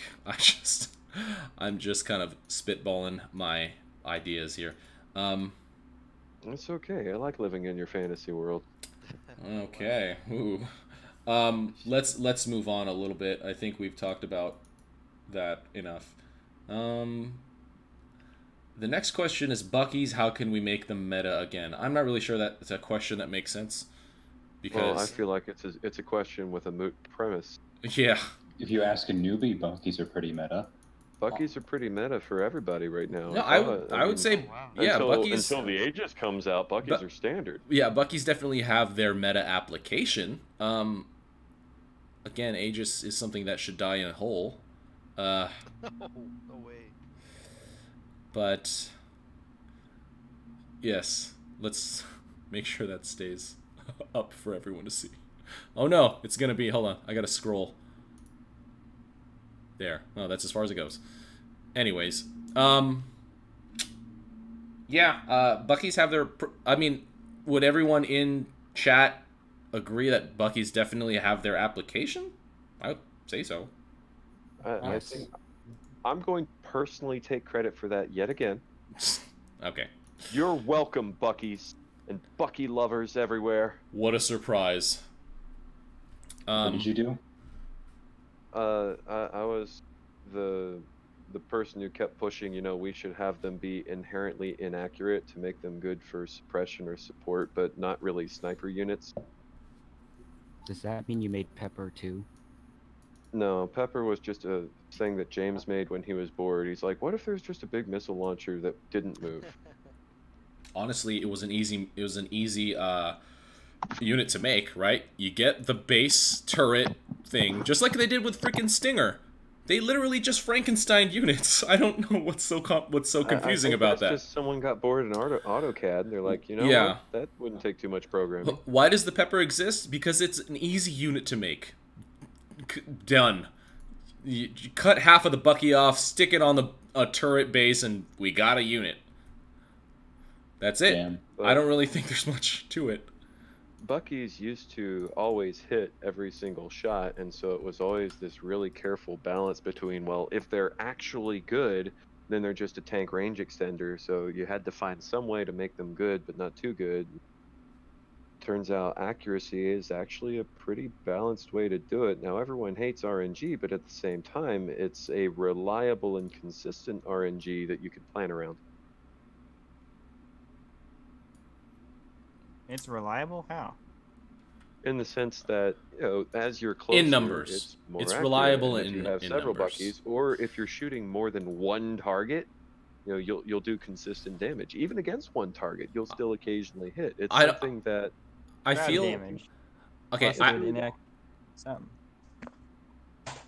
All right. I feel like the point that it's accurate close up is like irrelevant because if it's close up to anything, it's dead. Is that not Well, true? Well, if it's no, used as a it means that support if you unit, have a it's... hand, It's Nah. usually not by itself. if you have Nah. a pile of buckies behind your tanks and someone pushes into it, the buckies are significantly more DPS effective for their cost and upkeep. For a couple seconds. No, you haven't seen them.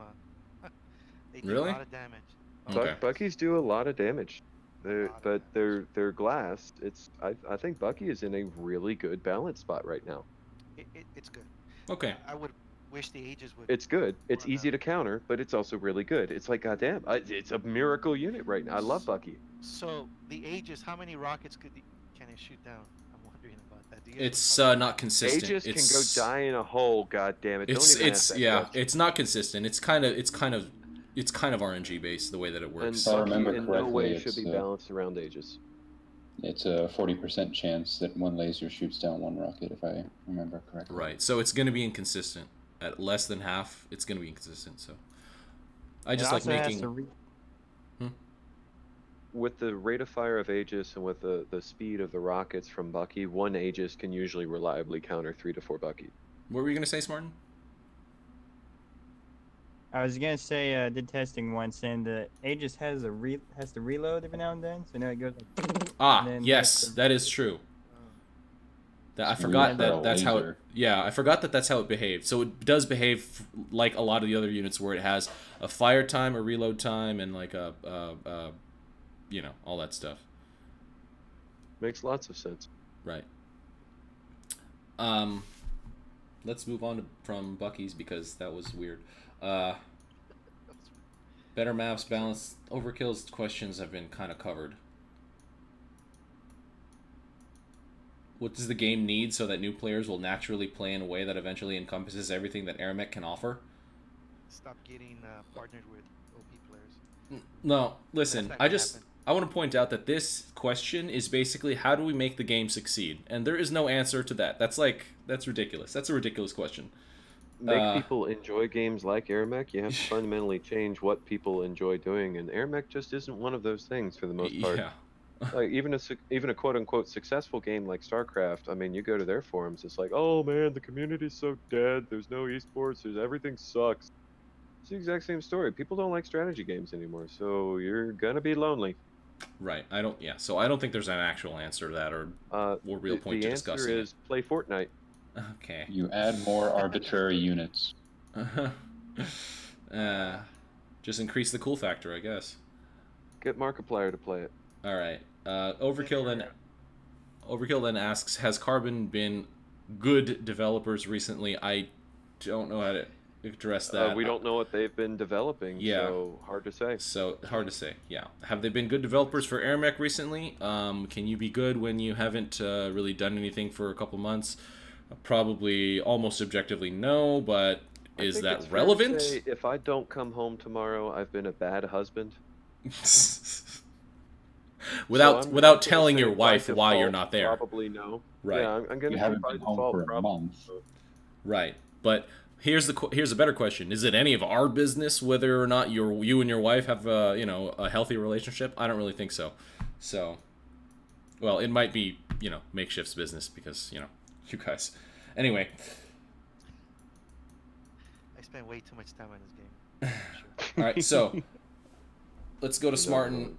What does being broke and unable to build anything due to lack of credits and upkeep from due to lack of credits and upkeep from snowballing add to the game? What does it add to the game? That is a very I think that's when I replied in chat. That's all these questions are full of bias.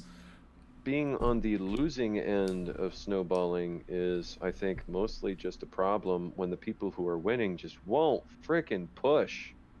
Yeah. And I feel like we've already kind of addressed that a little bit. What does it add to the game? Frustration, I guess. Is that Being in a position where you've pretty much lost and there's not a whole lot you can do about it, where your opponents probably outclass you to some extent, but also just have kind of an insurmountable advantage, that's when it doesn't add anything to the game and you need better mechanics to make the game end. so So that you can try again.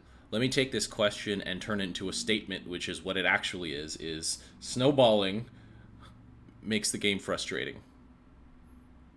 I wouldn't say that's snowballing. It's the it's result knowing of that snowballing. you've lost, or like if you're playing League of Legends and you get team wiped in the first 5 minutes somehow because someone's a jackass, and yet you still have another hour before your base blows up. It's kind of like you've lost. Here we are waiting for the end so we can try again, and yet at the same time I can't do anything. I think it's the dead space. I think it's the time where you're not doing anything and you feel powerless. That's what's not fun. So I will make a judgment call and answer another Mystic Llama question because it's related to this one, which is about the surrender mechanic. So they did introduce that into the game. So if you are pinned and your enemy won't finish and push, then at the very least you have the option to surrender. In a 2v2, you have to have your partner agree to that, which kind of sucks. I mean, it makes sense because I personally strongly disliked playing when, you'd be, I'm going to date myself a little here, with AV Rage or Verocraft or whoever, and so you're in You're 2v2 old. matchmaking. Okay. You lose mid-fight, and they're like, GG. It's like, what are you talking, like, we have won so many matches where you lose mid in that first initial bout and you still come back to win the game. Like that, all the good games are the ones that continue after that first fight. So why would you just I think Right. the having an easy surrender mechanic, especially one that is available early on in the game, does not really help the experience.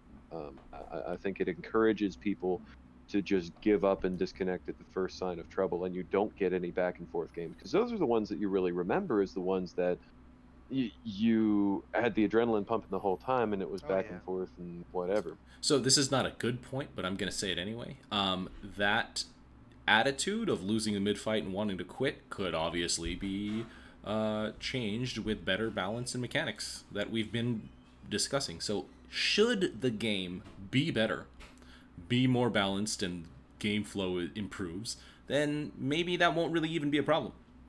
So if we nerf Pro, and Happy Death so that they don't win every single match they play, and they don't by default team up with people who are known to be very good at the game as well, so that any person who does actually succumb to the wiles of matchmaking and allow themselves to be paired with a partner that Bobland has chosen will not be guaranteed to lose because the teams are stacked 3-to-1 elo.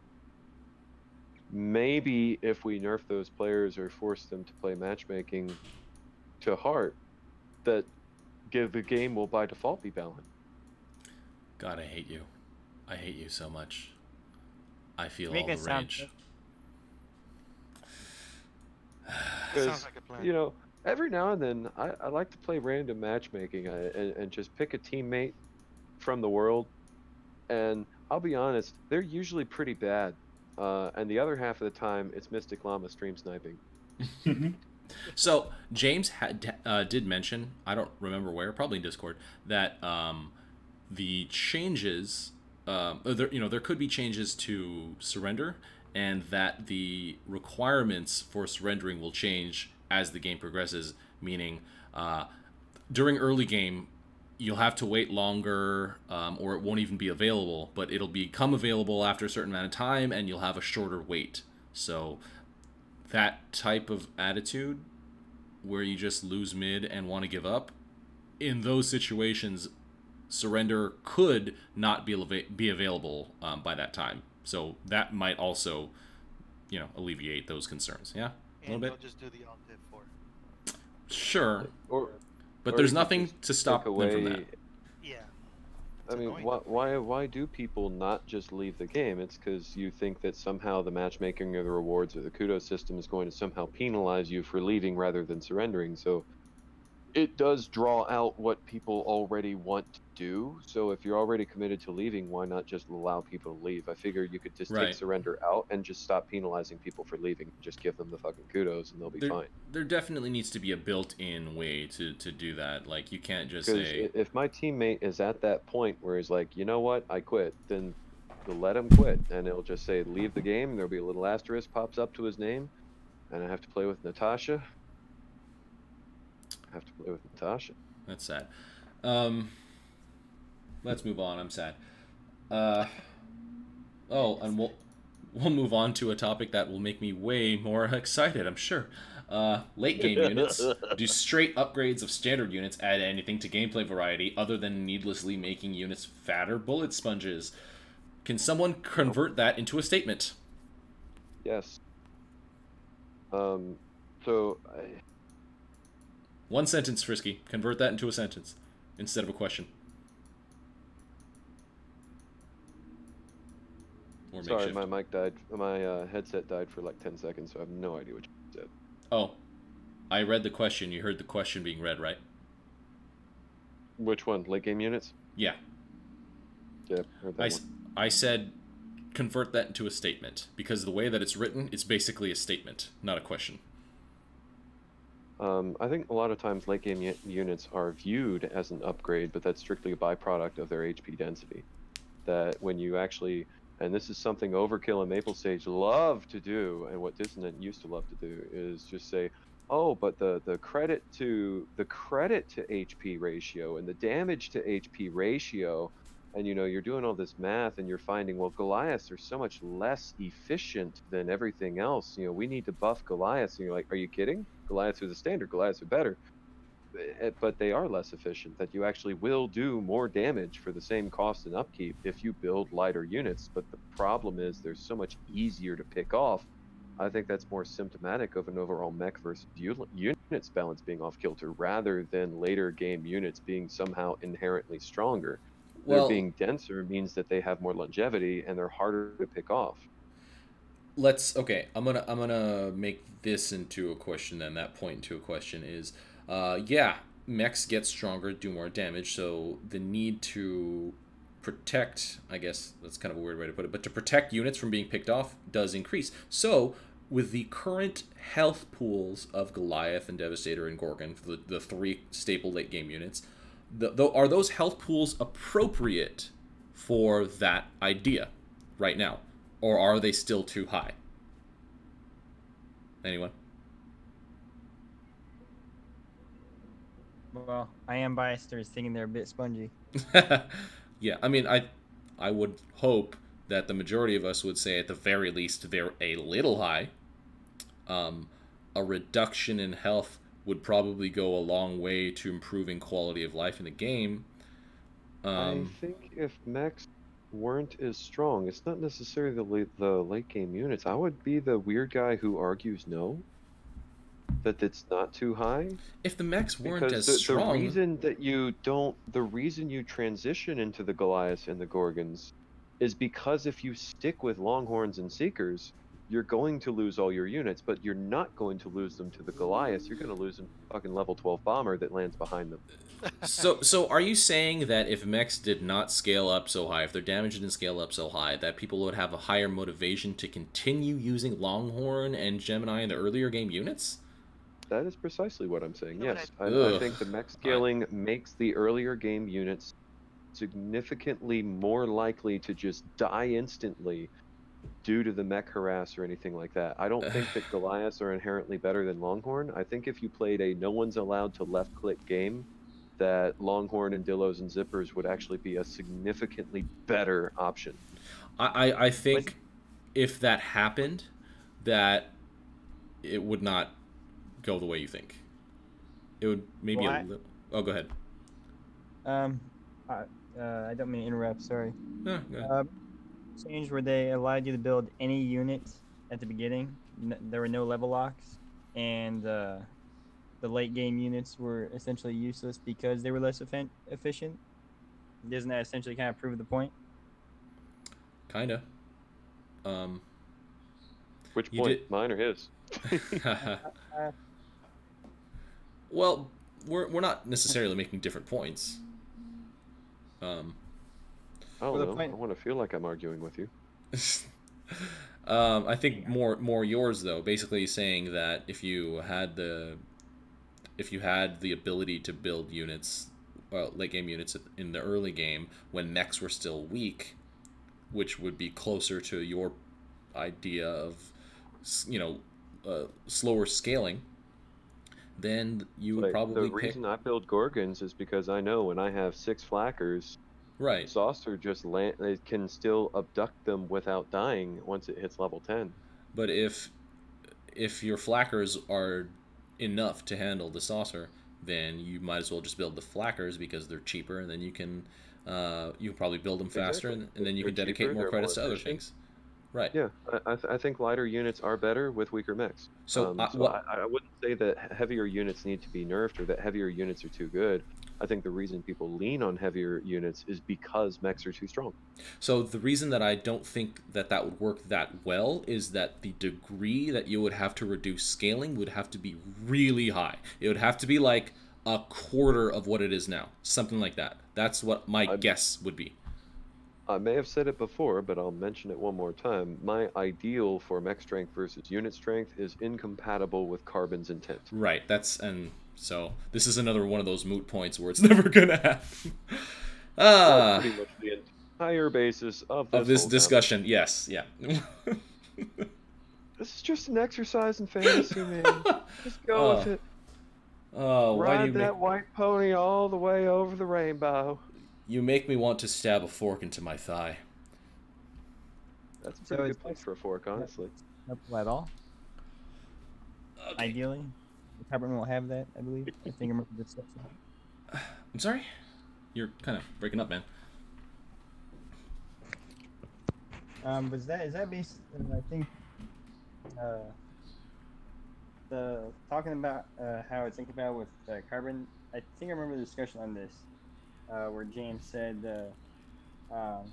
if you're gonna remove mech scaling, you might as well make a different game. I think it's not remove, but we just want to radically reduce it. Just make it so that one mech should not be able to take on an entire army alone. My idea that I think there's a fair amount of support with is that if you have yourself alone with no units helping you out, that really you shouldn't be able to do too much with just your lonesome. At the very least, against an army without AA, because if there's an army with AA, then it's literally the other way. Okay. What if mech just like standard leveling didn't apply, but their abilities could still level up?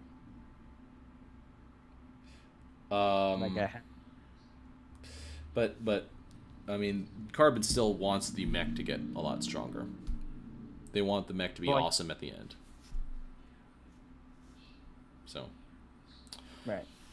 Well, yeah. Anyway. And then when everyone's level 20 and you can't keep a unit to save your life and you're wondering why is no one pushing the fort, it's because every time you try to push the fort, your units evaporate due to that one mech that showed up. Yeah, having strong mechs, yeah, it feels cool. I can see why they do it, but along the same lines, it drags the game out and keeps it from progressing. Generally, I would say that in those cases, the army composition didn't have enough AA. Is that not a relevant point? I think there's a reasonable limit to how much AA you can put in an army before it's inherently inferior to any other army that you'll meet on the way somewhere. Well, that's kind of one reason. Part of what makes Bomber so effective in 1v1 is you have to devote so much of your unit cap to anti-air that you don't have a ground army anymore. I would be okay with it. Well, so like Gorgons, for example, can you don't have to have a humongous number of them to really deter mechs from harassing your army. And it would have been nice, for me, if they did not have a flak AA as the late game AA. If they had a Seeker version of a Gorgon and just got rid of Gorgon, I would really like that, because that keeps your mech away but does not prevent flybys from insta-killing you. What if Seekers and Gorgons did twice as much damage, but had a 5-second lock-on time where they beep loudly before they're allowed to start shooting at you. We've already talked about this and asked about it. It's not going to happen. But if that, I want to make that clear to everyone. If that happened, I think that would be a good thing. Still, moot, not going to happen. Can't happen, apparently, because of the way that the already does that with the missile travel time. But they're already in the air when they tell you that. Yeah, but you can still fly away from them. Which is why I prefer that type of AA. Yeah, same. Yeah. Just take out flak AA, or let the flak actually be blocked by obstacles. They shoot through too damn many things, and they cannot miss. I feel like that's one of those things that Carbon has decided that is not worth their time to fix. Still makes it into the notes. Right. It turns out the bullets from flackers actually can hit things on the ground. What? Yeah, Happy brought it up, and I was like, that seems wrong. And then I tested it, and he was right. Like a little bit or a lot? They can damage the fort. Like Gorgons shoot the fort still, right? Oh, I think that no, was they fixed. don't. Yeah, that was fixed. Don't shoot the fort. But you're saying flackers? But like if you have a flacker, an enemy flacker shooting at you, and you have a tank sitting in front of you, in between you and the flacker, if you angle yourself right, the tank will actually take damage instead of you. But is it like really specific? Sounds like it's going to be very precise. Yeah, like does it? You have to be close to the tank. Okay. So basically, what I'm getting at is that situation in real gameplay won't really happen almost ever, right? I don't know how precise it needs to be. Clump, then I guess it could happen, but I would think that your mech would just explode first. Something else I think needs to be added is physical flak effects, so that you know when you're getting shot by flak. I think it's very often a surprise to players. The ear rape sound isn't enough for you. I've complained about that a lot. Loud. Yeah, they're honestly I don't even. If you had some kind of visual effect for flak, I think that would be significantly helpful and take away a lot of the hate from flackers and Gorgons. I don't know how many times I've said that. Actually, I've complained about that so much. Anyway, all right, let's go to the next one. I had to spin up like just a random suggestion. Oh yeah, that would be interesting. If I had a spin up time, that would probably be a lot of extra programming, but you know, that would be cool. Yeah, add that.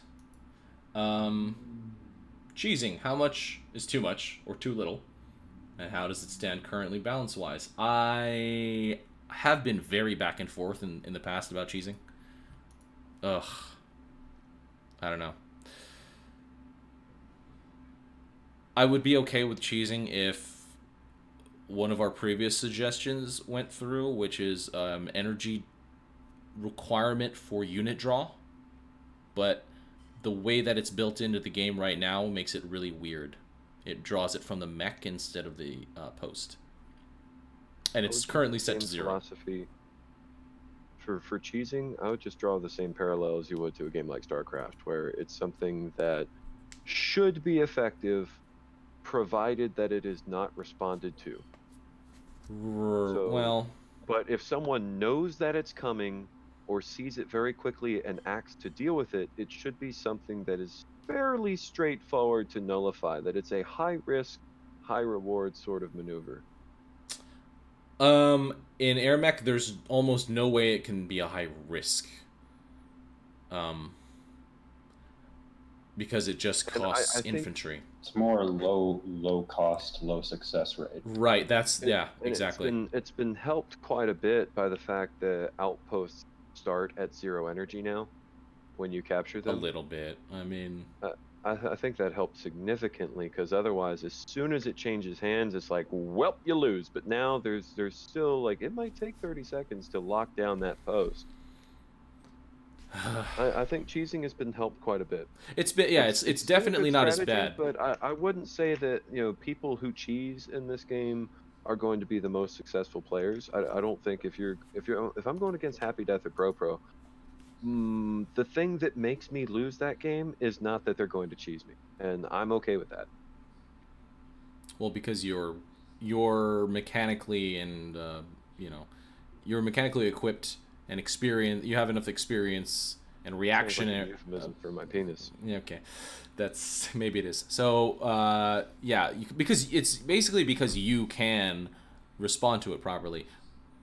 But going back to how can less experienced, less skilled players deal with it, and should it be something that, like, I feel like cheesing has caused a lot of players to rage quit a lot out of the game, and not just quit the session, but quit the game entirely.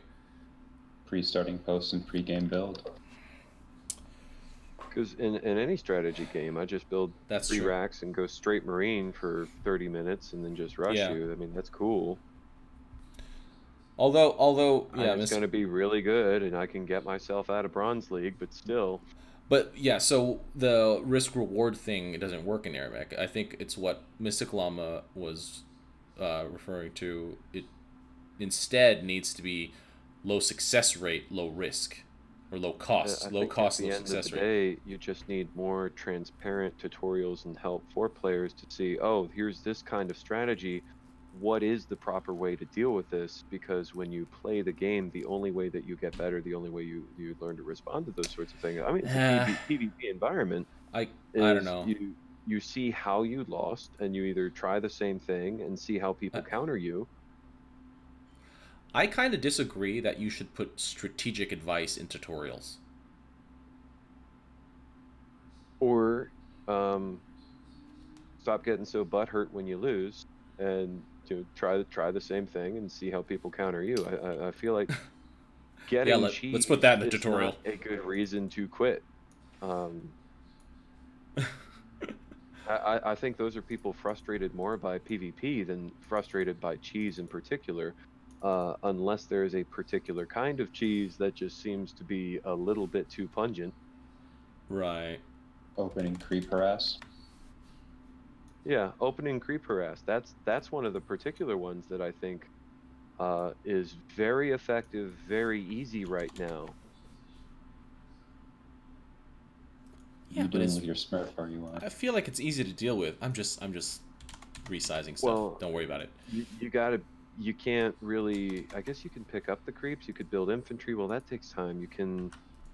But if a Neo drops in and just kills your first 2 waves of creeps, you're basically 2 minutes behind on your opener. Yeah. Well, 2 minutes is that's a stretch. What are creep waves? 17 seconds? 20 seconds? 20 at the ultimate. You can build your own infantry. If you bring some cheap stuff, you're not going to be that far behind.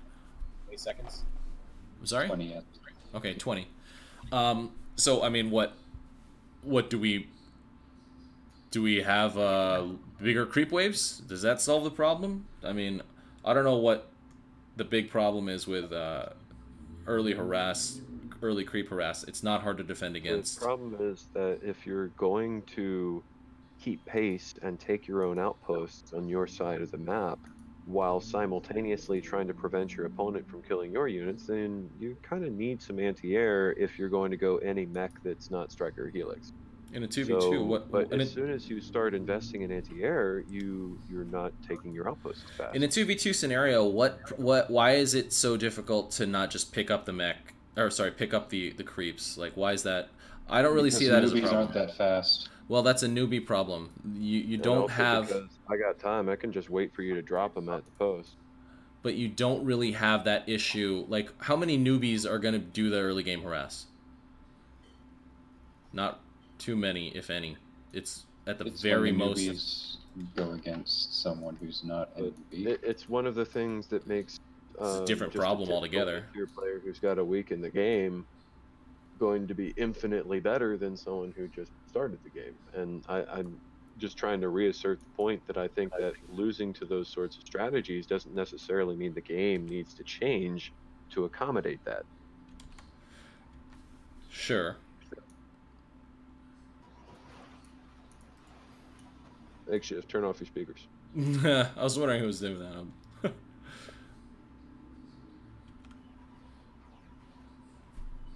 Yeah, it's still on.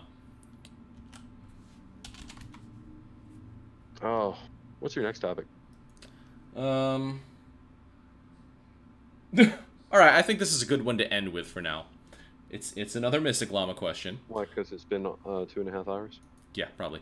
On a scale of 1, poorly balanced, to 10, extremely poorly balanced, how poorly is AirMech balanced? What kind of bullshit question is that? Whoa. It's my bullshit question. Whoa, man. That's a little harsh, I think. I think I said it in the opener. I think AirMech overall balance of units, fucking best it's ever been, man. Most variety you're ever going to see in any meta. I mean, it's not all artillery, it's not all Goliaths, it's not all Longhorn. I mean, fuck, you got Longhorn, you got Gemini, you got people who use Dillos, people who use Neo, Warthog, Osprey, Striker, Helix, Saucer. I mean, you got a little bit of everything. I think that's the best indicator that there's good balance that you could possibly hope for. The downside, I think the main complaints about balance are that there are some particular strategies or some particular mechanics that are easily exploitable and not quickly dealt with. So I would say that AirMech would be 1 poorly balanced rather than extremely poorly balanced. I think that the problems that we have as far as the things that piss off the pro players are going to be a pretty easy fix. They just don't get fixed, and as soon as they do fix them, they're going to add 3 more mechanics that throw a whole wrench into the rest of the biz. Okay, if you're going to answer it like that, then my answer is -20 compared to the past. If we're going to compare it to past builds of AirMech, then it's amazing. If you're not going to sit in an artillery war at every meta level game, then yes, God, this game is infinitely better almost, or at the very least 20 times better. But and yet still 20 times fewer people play it. that doesn't necessarily speak to balance, but sure. Let's see. I think that balance-wise, it's at from 1 to 10, where 10 is worse than 1. I'd put it at 8-2. I mean, I hate you guys.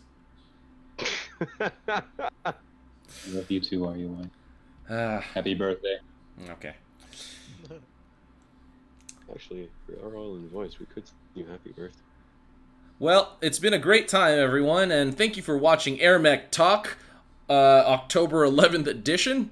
Thank you to my main contributor, FriskyCow. You're a jerk.